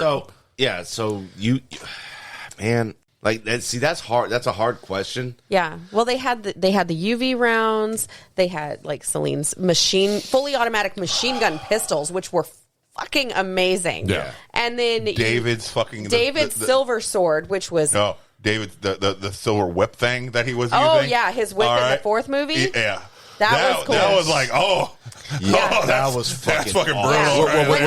Yeah. What was that? Yeah. What did the whip thing have? It just had pieces of silver on it? It was like a silver whip. See, the thing is, that couldn't be pure silver because... Oh, they said it was laced with silver. Yeah, exactly. Because it's pure silver. You It remember too fucking soft. All right, you ain't doing nothing with it. When you see Ray's and the vampire going at it in the tunnel. Yeah. Right? And the vampire's got the whips. Yep. Yeah. They were like that, but they were made of silver. Yeah. Oh, really? Well, sort of like what when Lucian was being punished. Yeah. Over at the end, at the tips of the whip. Yes. Yeah. But this one, it was like a long. It was a whole strip silver of razor bladed fucking that's really long neat. ass So whips. David, You're making me want to watch the fourth one now. So. that's good. Like it's not a great film. It's not a great acting. It's not. There's nothing amazing about it. But it's good in the and it continues. And it's CGI heavy, though. I hear it. I hear that the sequels, fourth and the fifth, are very CGI. They are. So they don't have the same feeling, but the story is really good, and the action sequences are really, really good. And David he's got a really interesting story because there are no death dealers anymore. There are no hunters of werewolves anymore because werewolves have gone underground. Any werewolves that they come across, they said they look like rats. They're emaciated. They're starving. They stay underground to stay safe. Mm-hmm. Yeah. So like they don't have to deal with werewolves. They just literally stay hidden themselves. So, but he took the time on his own to train because he just like had a feeling, that something was going to pop off. I'm going to bring up something. I'm going to bring up something of this is probably I'm probably going to get laughed at for this, but the scene when Nothing in new. Rise of the Lycans. Like my watch. Yeah, I know. Rise of the Lycans, when you see him going in that cavern when Lucian's going to get the Lycans. Williams werewolves. Yeah. It reminded me of the hyenas in Lion King. Oh, he was Scar? Yeah, basically inside that whole cavern. Did you ever think about it? No, I don't know. No, I never once put that together. All right, no. Never mind. Sorry. Yeah. Oh, No. I tried. That was a badass scene, though. Yeah, it was. It was a badass scene. You failed. Yeah, I failed miserably. Just like at life. Oh, Fuck goodness. So, who was your favorite character that you came across in the movies? Okay, so if it comes to all of them, yeah, all of them, all across the board. Oh, see, the historian. I really like Lucian. Yeah.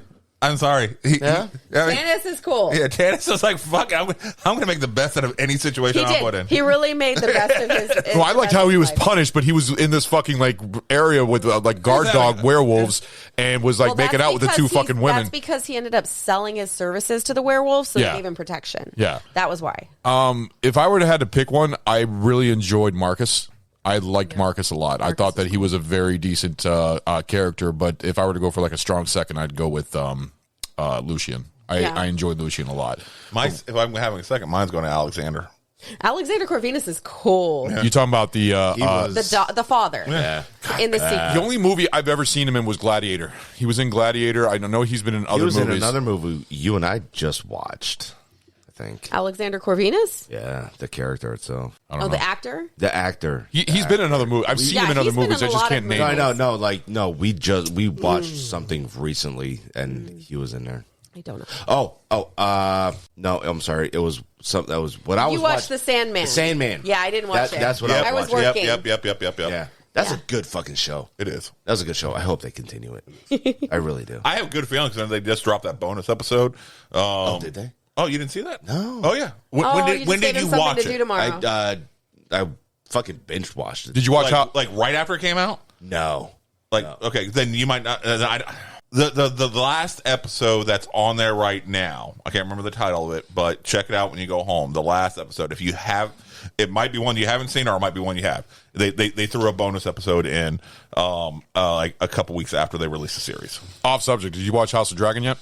No, I'm holding off. I'm waiting. No, don't. It's good. No, hold on. The reason I'm holding off is a lot of the reviewers that I'm seeing who have seen the first 6 episodes say it starts out fucking badass, does it and get then bad? it gets fucking shitty and gets very repetitive. It seems like they threw everything out in like the first episode. The second episode was kind of cool, and then it starts a very steep decline. Did they tank this series? Yeah. It seems like they had all the good ideas. The first 6 episodes. Yeah, no, like the reviewers who got access. Yeah, they kind of released that. Sons of bitches. Yeah.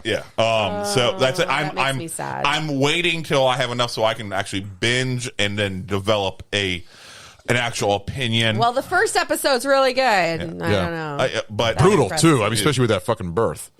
I know we're off subject. I mean, that's childbirth. Just saying. Yeah. So what a lot of reviewers were saying is like the way Game of Thrones was. All right, so they had all this like really cool stuff, and then they ran out of source material to come from, and then they were like, so they had some cool ideas for House of Dragons, and they're like, all right, cool.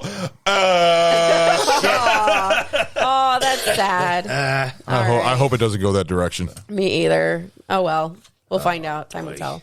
That part with Victor, though, the whole thing when Celine goes over to him and says that you must be judged. Oh, when he talks to her? Yeah. And the whole ordeal and everything else, and that he's even putting her down just like he did for Sonya.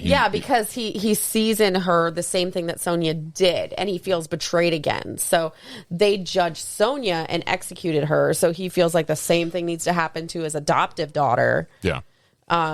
Who he manipulated and made her an orphan. He killed her family. But if he also, in Victor's defense, if he doesn't treat Celine by the same standards that he treated Sonya, then they will revolt against him. No, but then no, he would. that's like a personal thing because that was his blood daughter. Exactly. Then he's like, if I give her a chance, then shouldn't I have given Sonya a chance? And I still have my daughter. Yeah. No. Morally, this is what I have to do. Well, otherwise, I have to admit what I did was wrong. Existentially, he is not going to treat Celine any better than he did Sonya. Exactly. At all. That's but he has to stick with that. But he kept saying how much he's we have the clip actually, but also the scene where he's basically saying, I loved you so much and I care about you, but you must be judged. I mean, he's standing by his belief of his convictions. Exactly. Yeah. So you want to play that clip? Yeah, let's go. No. Which is precisely why the awakening is performed by an elder.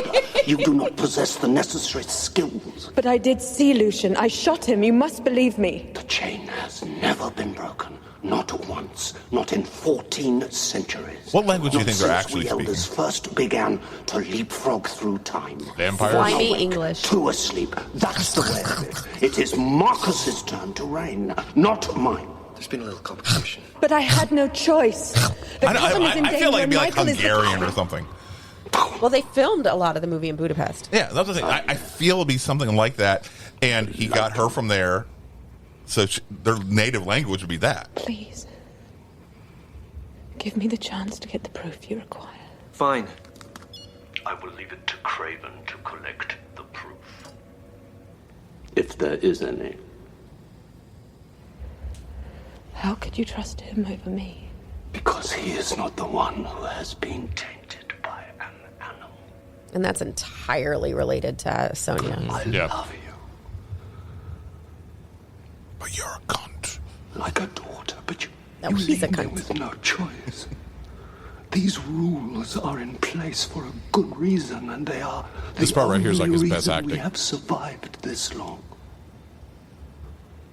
For him to be able to emote through 6 hours not of be shown latex an makeup ounce in of such an leniency. amazing way, that says something about the When makeup Amelia artist arrives, the council will convene and decide your and fate. him. You have broken the chain and the covenant. You must be judged.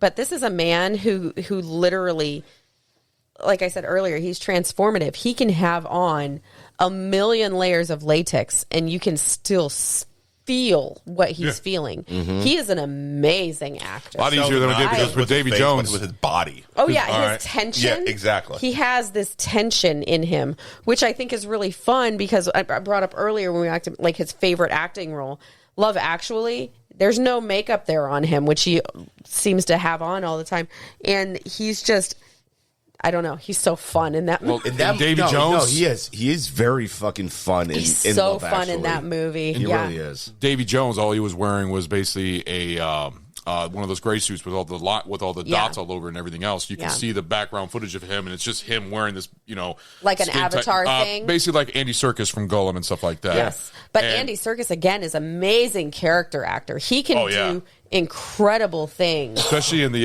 Planet of the Apes films. In fact, those 3 films, the Planet of the Apes films, were magnificent. Yeah. Like they were With really him, good films. It's funny with him though. Like that's a lot of what he has done. Exactly. And shit. He's a pioneer of it. And he's It's the amazing. one movie. It's funny. One of the movies. That's King Kong.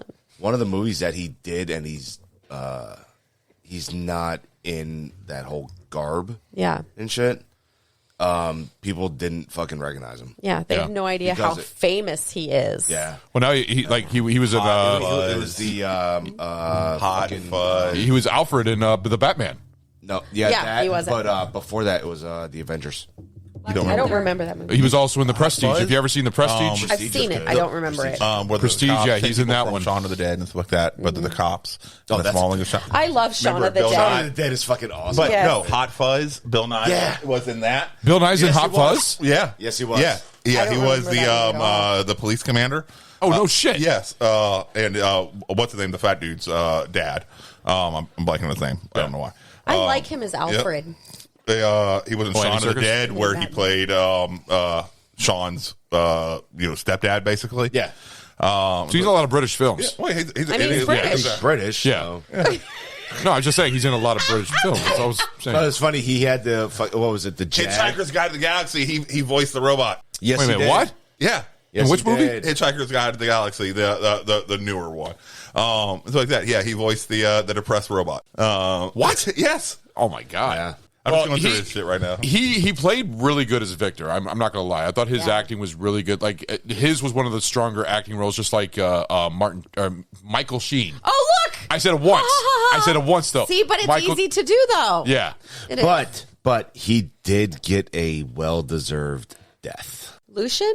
No, Victor. Oh, Victor? Oh, yeah. When she just slices through him with her own sword. He got a fucking amazing death. I thought that was really cool how he had the fucking like the key or something like that Inside embedded under his in his skin? Yeah.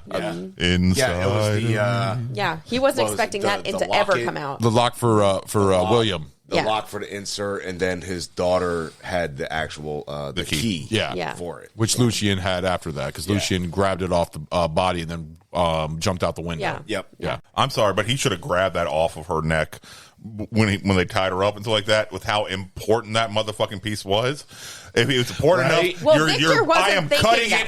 it into I'm cutting part of it and installing it into me. All right. Yeah. Then this But that's is not where so Victor- goddamn important. Let me not leave this here. You would But think in a Victor place wasn't where I even- have to walk away and leave it unguarded because of goddamn sunlight. Well, I don't think he wasn't. That's not where his brain was, obviously, and I don't think he was expecting. My Lucian brain to is take always it going either. to be there. And if Lucian didn't take it because it was William's key. He took it because it was a memento that A memento of Sonya. Sonya never took off. But yeah, but he should have taken it because of the fact that if the subject is so goddamn important, you are physically altering your body, Yeah.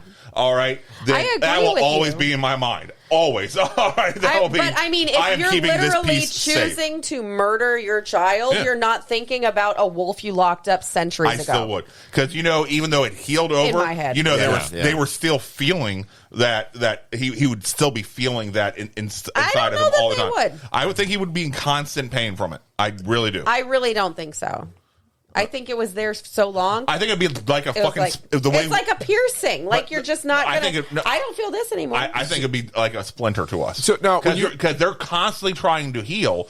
All right, their body's constantly trying. So it's constantly trying to get rid of that piece. Do you feel a comparison to Silver to a liken to like Kryptonite to Superman? Yeah. How so? Well, because if you take Kryptonite, it hurts in small doses, slows him deadly down in large doses. Yeah. Exactly. Yeah. I kind of thought of that But because I the think horror deal. Silver is a lot more potent to a werewolf than Kryptonite would be to Superman. I mean, Kryptonite, he only had to be in proximity to it. Yeah. Like, they could be next to Silver, and it would be fine. But Superman, if he was next to Kryptonite, he was weak and his powers went away. He gets shot with fucking Kryptonite bullets. He'd drop like a fucking stone. Yeah. All right. Rock.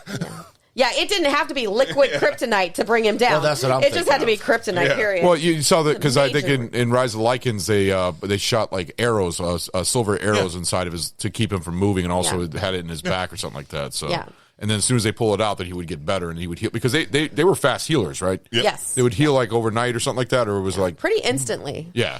Well, I think Williams' breed would heal quicker than Lucian's breed. Yeah, the way I took it. Probably. And until Silver was removed, Lucian's breed wouldn't even start healing until Silver was out.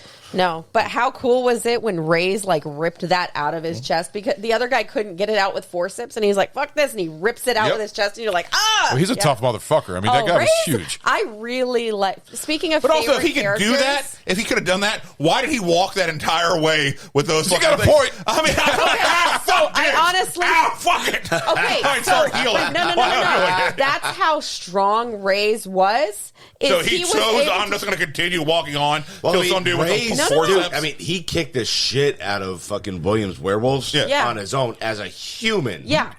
So, like in Rise, he should. I believe he could do it. But tough why would he do it? Why would you choose to do it? That's like if you have a bunch of splinters in your hand right now. You know what? I'm just going to leave them in there right now. Fuck it, don't matter. So he was. Bro, it doesn't make any sense. Maybe I'm taking these out. No, he probably just kept him in there because he wasn't even thinking about the pain because he was trying to get back to Lucian. He was trying to get back to Lucian. Lucian. Okay, so if you didn't care. I'm sorry, you can't walk and pull something out at the same time. He looked. Well, I don't think it really fucking bothered him. I think he was so strong that those things didn't really bother him until they were being removed. I felt like I felt because also he felt like he let down Lucian, so he was more worried about that. If you look at their history when you watch Rise of the Lycans. What? Your fucking Sammy wants to say something. No, your skeleton fucking dropped down. Oh, that's funny. So if you look at Ray's and Lucian's history in Rise of the Lycans, there is a bond there that started friends when Ray's was a human. Yeah. And then he gets turned, and then they become just the most... They really become like best friends, plus his first in command. Yeah. And it's one of those things to where when Ray's failed to get Michael, I don't think he was even concerned about the fact that he was injured.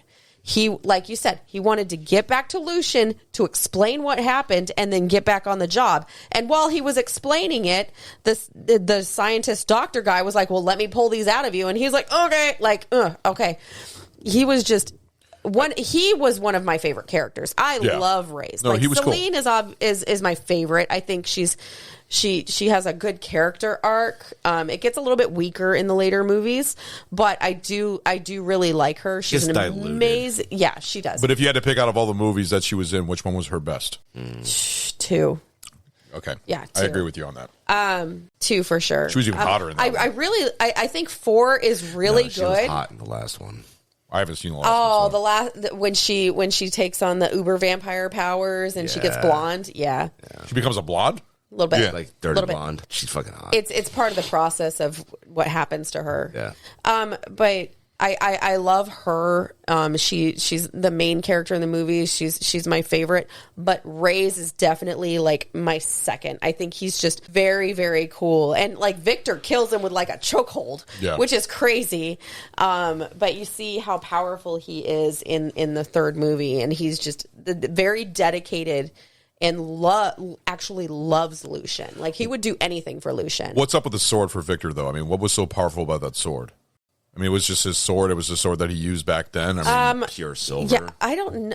Once again, it couldn't be pure. It couldn't have been pure. No. So I'm just curious. I don't know if it was like Amelia's sword, and maybe it was laced with silver. Movie wise, yes, it cannot be pure silver. Obviously, yes, but movie wise, it was just a silver coated sword. That's all it was. I mean, it was a cool sword, but it's a silver coated sword. Well, it's just that's the only way that he It was used the very battle, sharp. Yeah.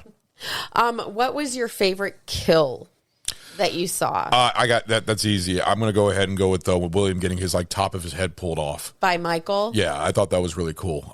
It sucked too because I actually liked William. I enjoyed William, but seeing his head just ripped off and it's like, oh man, that's. But there's another good one, but I'd vote for that one first. So, All right. What about you, Ragnar? When Victor gets his head sliced in half. Ding, ding, ding, ding, ding. By his own sword, by his daughter. By his own adopted daughter But that he created. Yeah. That is, I think, very and then him poetic justice.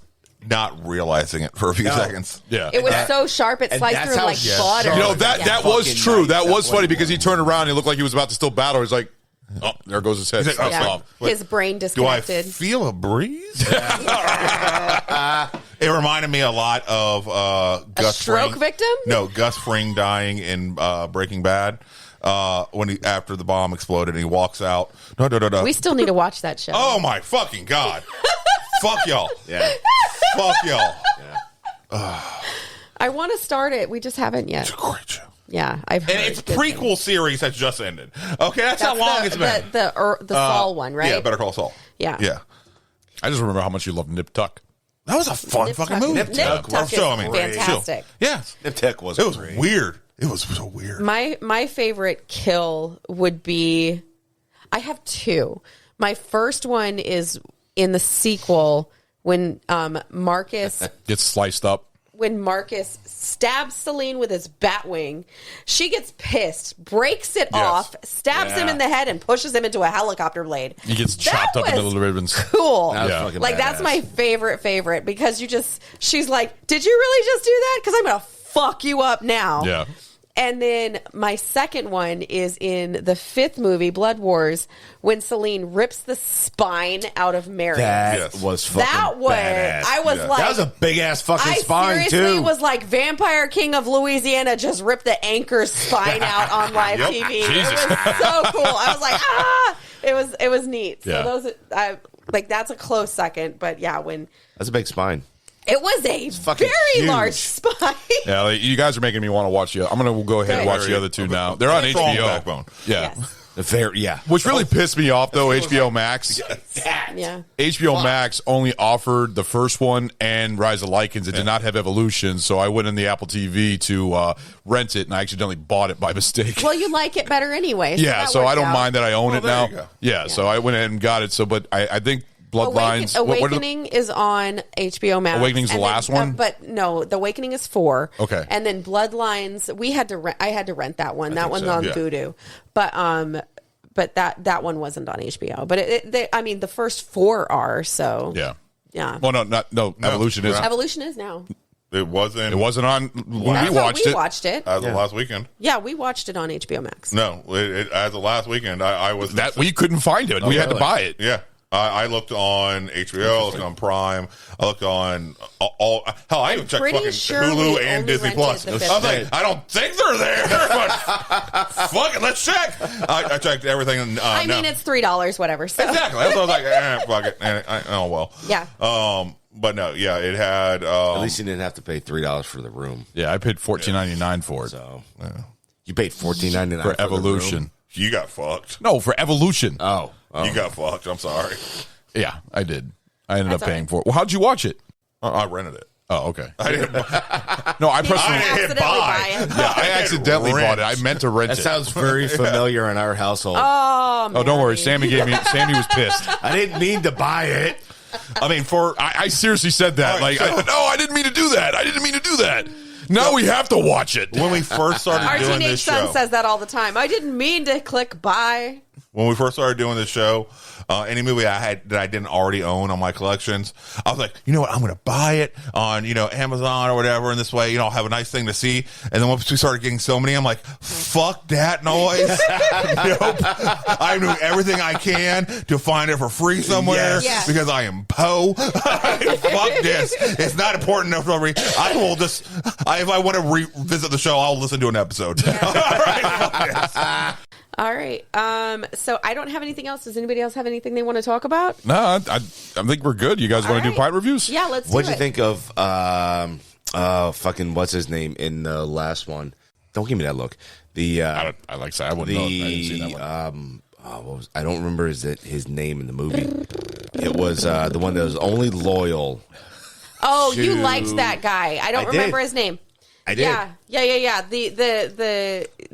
He was only loyal to the death dealer enforcer Yeah. for the bad chick. Yeah. Yeah. He was only you liked him. I did. I liked him because he stuck to what he believed in. Yeah. He wasn't loyal to who was in charge. He was loyal. He was loyal to who was in charge. He was loyal to the Covenant. That was his whole thing. He wasn't loyal to her. He was loyal to the Covenant. Yeah, to the Covenant itself. Yeah. Yeah. He wasn't fucking wishy-washy like fucking what's his name was. Who is wishy-washy? Wishy-washy. Really? He's in the first I haven't one. seen it, so shut up. He was in the first one. Who? Oh, Craven? Craven. No, well, Craven wasn't wishy-washy. He just Fuck, had his own... how was it he? No. He had his own agenda. He does. He was wishy-washy. He was a little fucking dick. He was a bitch. I hated him. I don't think he was wishy-washy. He just had his own agenda. I think he should have got fucked and it was by a lichen. wishy-washy implies like I'm going to go this way and then I'm going to go this way, and there's no real purpose behind it. He definitely was self-serving, and I don't think it was necessarily wishy-washy. I don't think it was just it was he was doing whatever he could to advance his own self. Well, he didn't have a set of balls to fucking save his goddamn life. But and he kept trying to say that Celine was his fucking bride, and doing everything he can to. Oh have yeah, her. he definitely had a crush and was trying to take her for that, and well, that's basically force her into that. And that's why that blonde chick, the blonde vampire, she wanted Craven, and she wanted the power that came with being with Craven. Yeah. Craven didn't, and that's the thing. Craven didn't have power. He was just their coven leader. He was a caretaker. He was an idiot. Yeah. Yeah, because that wasn't the estate belonging to Victor, or was it belonging to Marcus? No, it was Victor's So the way it estate, but worked- he was like the proxy. Yeah. So he was in charge while Victor was asleep. Yeah. But Amelia was awake. Well, Amelia was like the elder in charge, but she had her own coven. No, I know. No, and yeah, Victor yeah, had yeah. his own Yeah, yeah, coven. yeah. And when they're asleep, they each have a proxy. Because the bitch in the 5th movie, she was Amelia's Yes. proxy. Yes. So Yeah, and her and Craven are basically the same character. they were the same. Yeah, Yeah. they both were power hungry. They both wanted more. But like blood wise, they weren't in the position to take it. So they were just going to try to manipulate their way into it. Yeah. So, because there is a very strong, I don't know what the word is for it, but like blood was true. Like if you weren't in a pure blooded situation, you weren't going to be the top dog. Yeah. So if you wanted that position, you had to manipulate it to make it happen. So she was going to kill all of the elders in Amelia's coven in charge of their council in order to take it. So she was going to manipulate that situation. And Craven was the same way. Yeah. All right, so I guess I'll start first, and you'll end the show. Sure. With mine. So, so my critical went up, especially with you proving the fact about it not being CGI, being practical. Facts are hard. Yeah. You were right. So that's all I'm going to say. Fuck that. But anyways, I'm going to give this a critical of 3. I've seen better vampire movies that I enjoy. Like I said, I'm a huge fan of the Blade movies, other than the third one. But Blade 1 and Blade 2 are great. But those even had horrible CGI, especially the first one. Like, I was just watching it, right? We were just watching Blade right after we watched these, and then watching, how the vampires, like, disintegrate. The CGI is fucking horrible, so I can't really complain about that. Blade? When you had the two fucking... That's third. Yeah, the third one sucked. Yeah, I know. When you had the two fucking the vampire ninjas. Yeah, that was in the second one. Was that the second one? That was Blade 2, and that was bad CGI. I don't know. I like the Pomeranian. But there was a lot of good... the goddamn Pomeranian. Triple H's Pomeranian? Come on. There was a lot of good practical effects in Blade 2, but other than Underworld, the werewolves did look good. I think the werewolves got better through the movies, but the CGI got worse because, like, the third one felt like a video game, but I enjoyed the story. I really liked the practical effects in Evolution with William. I thought William was badass looking. I thought Marcus was badass looking with the whole fucking wing with the spikes on it and everything else. So, but if I were to give Underworld, it was still a well movie. The blue tint kind of was annoying a little bit. It was just too grainy. I wish it was a little bit more crisp. I have a question. What? So when you're looking at Bram Stoker's Dracula and his vampire, vampire, versus Marcus's bat vampire, which do you think is better looking? Bram Stoker's Dracula. Yeah? Yeah. That's I mean, pure it looks practical. more like a bat.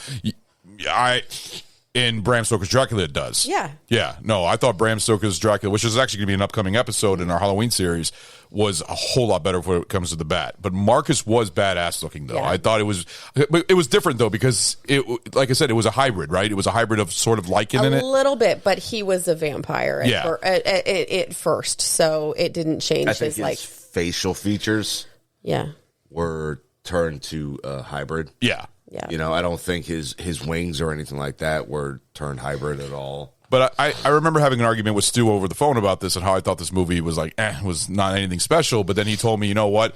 It's a popcorn flick. And that's what it is. It absolutely is. When you think about this, you fit this in the same genres like Resident Evil. You fit this in the same genres like Blade. Predator. Fuck you. But I mean... Yes, you can. I do not fit this with Predator. Why not? I'm sorry. Predator's 10 times better than this. Why? Because it's a better action film. I'm not getting into this argument. In it. Fuck you. You started this shit. Fuck you. Anyways, but I give it a 3, and in enjoyment I'll give it a 3. And I think I'm going to watch it again, and I might have a better appreciation for it after watching the second and third. And it makes me want to watch the fourth or the fifth. Although you guys keep saying it's not as good. It isn't as the first trilogy, but it's a good storyline. Yeah. So I'd give the enjoyment a 3. I really enjoyed some of the characters. Celine was cool, but I enjoyed Lucien. I enjoyed Reyes. I enjoyed Victor was fun. I mean, Bill Nye and his overacting the way he does it is really, badass. He's a great science guy. Yeah, Bill Nye the science guy. But that's my review right there. How about you, Ragnar? Cool. That little weird fucking girl was weird. What? From Bill Nye. Remember they had the rat and the weird little fucking trashy. Jesus! It's supposed to have been like a young girl, but it was like a fucking 20-year-old or something like that. That's Beekman's World. That was Beekman's. You're right. That's Beekman's World. You're that's right. not Bill Nye the science guy. I can't believe I remembered that. Way to go! Wow, good job. I remember that show. Good job. That weird asshole rat dude. Yeah, I remember that. That was a weird fucking show. It was supposed to be like almost like a Bill Nye type of thing. It was a science show and everything else. Yeah. All right, Ragnar, how about you? Almost I saw it in your face. I didn't say it. All right. What were you gonna say? I was almost gonna say your name. What? Ragnar. That's not my name. Shut the fuck up. I know what you're trying to do. What's my name, bitch? Ragnar. Yeah. Ragnar. Ragnarok. Oh, snap. Damn. That's still wrong. Still wrong. I was joking. Would that be a... I was joking. It could be. How's the dairy? You need some more. Man. All right. Let's see here. Critical. In 2003, I give it a 4. Oh wow! Because what I loved about it is that the director wanted to bring back a dying thing of practical effects for movies that during that time frame were extremely heavily reliant on CGI.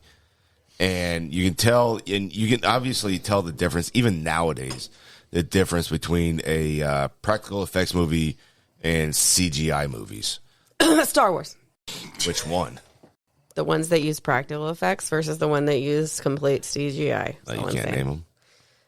Prequel versus original and sequel. That's all I'm saying.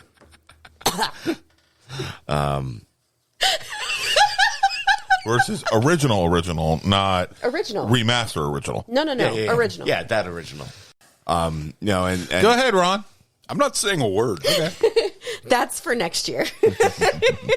I think we'll get into that discussion. He brought back a good dying art of actually taking the time and getting it done to make it look very realistic instead of spending all the money in front of a fucking computer board and computer screen to make werewolves climbing on a fucking wall just inputted onto a fucking wall and have fucking concrete and plaster fucking flying all over the place, as opposed to actually putting them in the suits, hanging by wires to climb along the wall. The story, I think, was very well done. The first one, it told the point of Celine and her point of view with everything, and then it carried on. Number 3 was a very good, I think, backstory into Lucian and Victor's hatred towards each other. The rest of them, they get diluted as they go on, but I think it's a very good conclusion to the series. Even though you're mad about it because it leaves like a little bit of a cliffhanger there. Fucking does. And it sucks. Is there another sequel coming out, or are they done with it? Because Kate Beckinsale won't fucking do it. She's a whore too. She's Fuck. a whore too. Whores. If she would fucking, they will do it if she would do it, but she's not going to fucking do it. She doesn't want to. No, which fucking sucks. So what was your enjoyment? Enjoyment 4.5.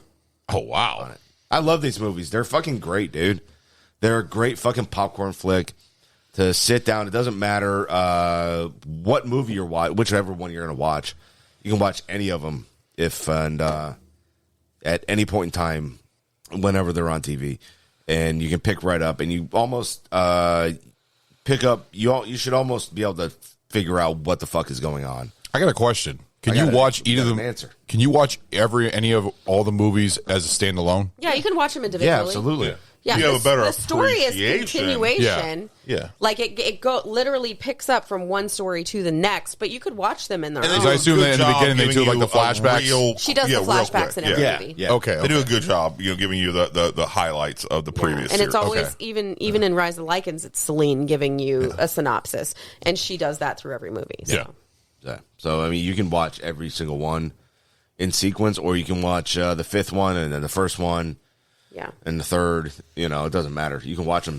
I wonder if it's better to watch Rise of the Lycans first and then Underworld and Underworld You could. Evolution. You could. It may give you a different point of view on it. But honestly, I think I actually liked watching 1 and 2, even though I already knew the backstory and I knew what to expect. But rewatching 1 and 2, and then taking that step away, that breather away from the modern times. It was kind of cool to take that the step away. It's good to do that though, because there's such a time jump between 2 and 4, so you can do that with it. You remember Spartacus, Gods of the Arena? Yeah. The Spartacus show where they did the first, and then the guy got sick, and so they went ahead and did a prequel. So it was Gods of the Arena, which was a prequel before Spartacus. Yeah. So I said I think it worked well.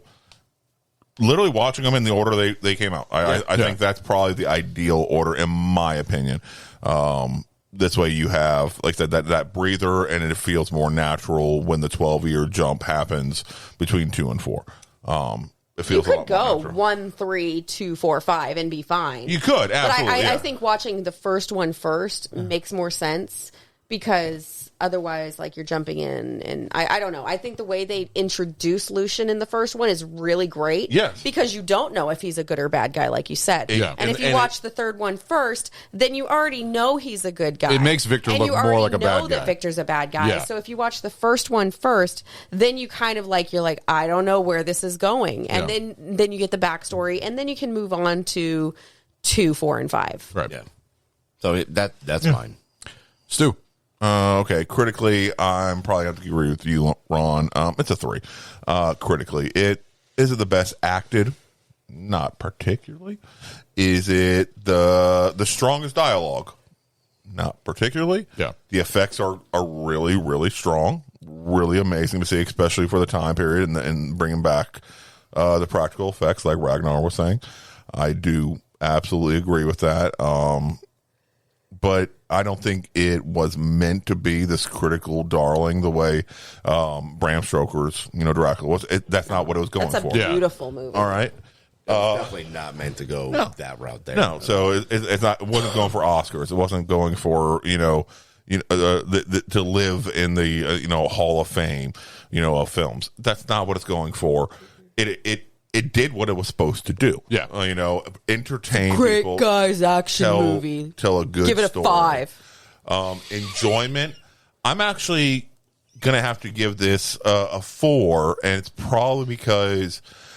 More so Harley, who really also loves this series, big fan. We've watched so many, watch these movies as a whole many times together, and just being able to, it's one of those movies that both guys and girls can absolutely enjoy.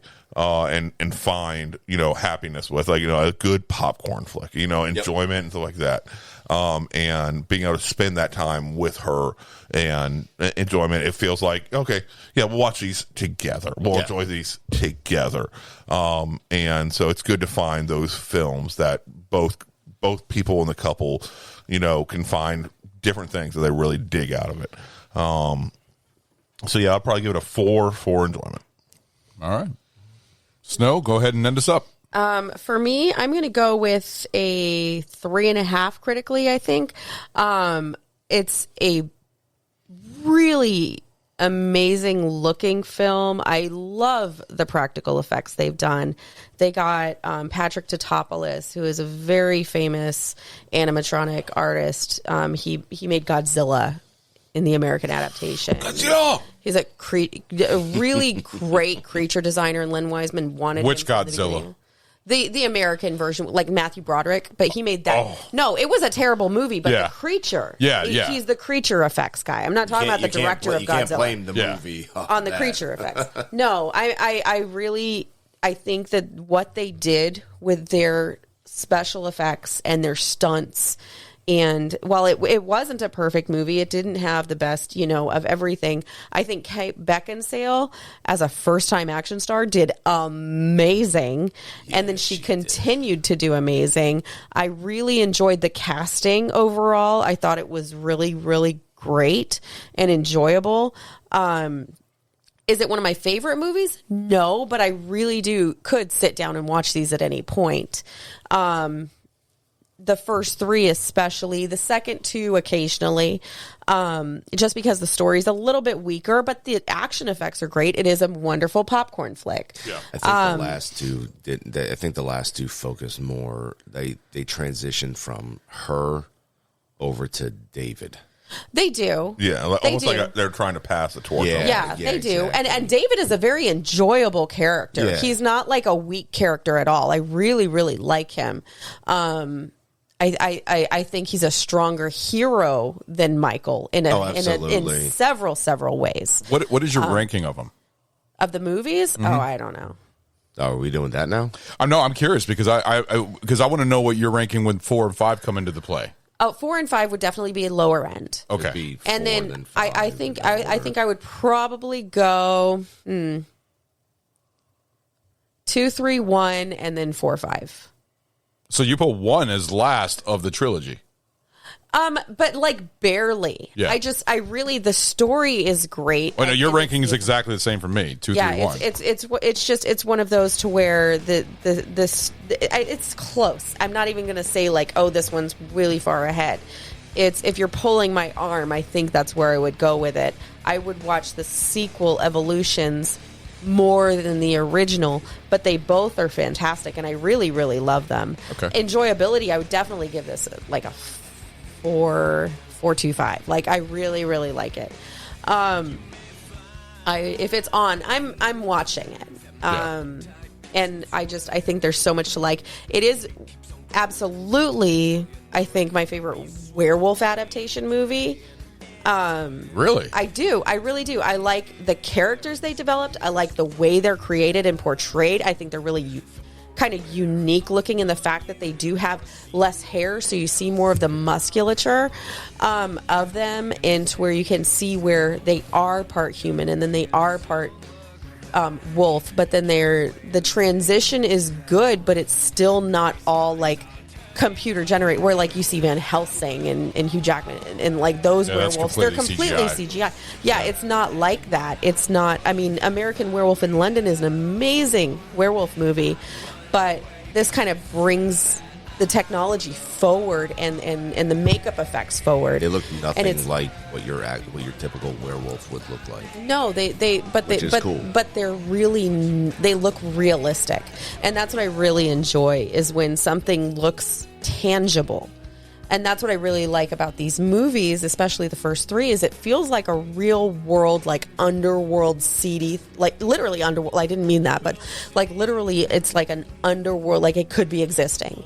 It felt real. And I love any movie that feels real. That's funny how you say that, because this came out in 2003, and American Werewolf in Paris came out in 1997, and that one was practically mostly CGI werewolves. Well, there was a couple practical effects. I say American Werewolf in London because I think it's way better than American Werewolf in Paris. It is, yeah, no. So American Werewolf in London is all practical. I know. I don't really put American Werewolf in Paris in any sort of comparison in anything I do. Because no, but I just compare it to the time that it came out. Oh, yeah, it was how it was all CGI, years. And that was 1997. In 2003, they did back to practical. So well, they literally took their inspiration from Predator and Pumpkinhead.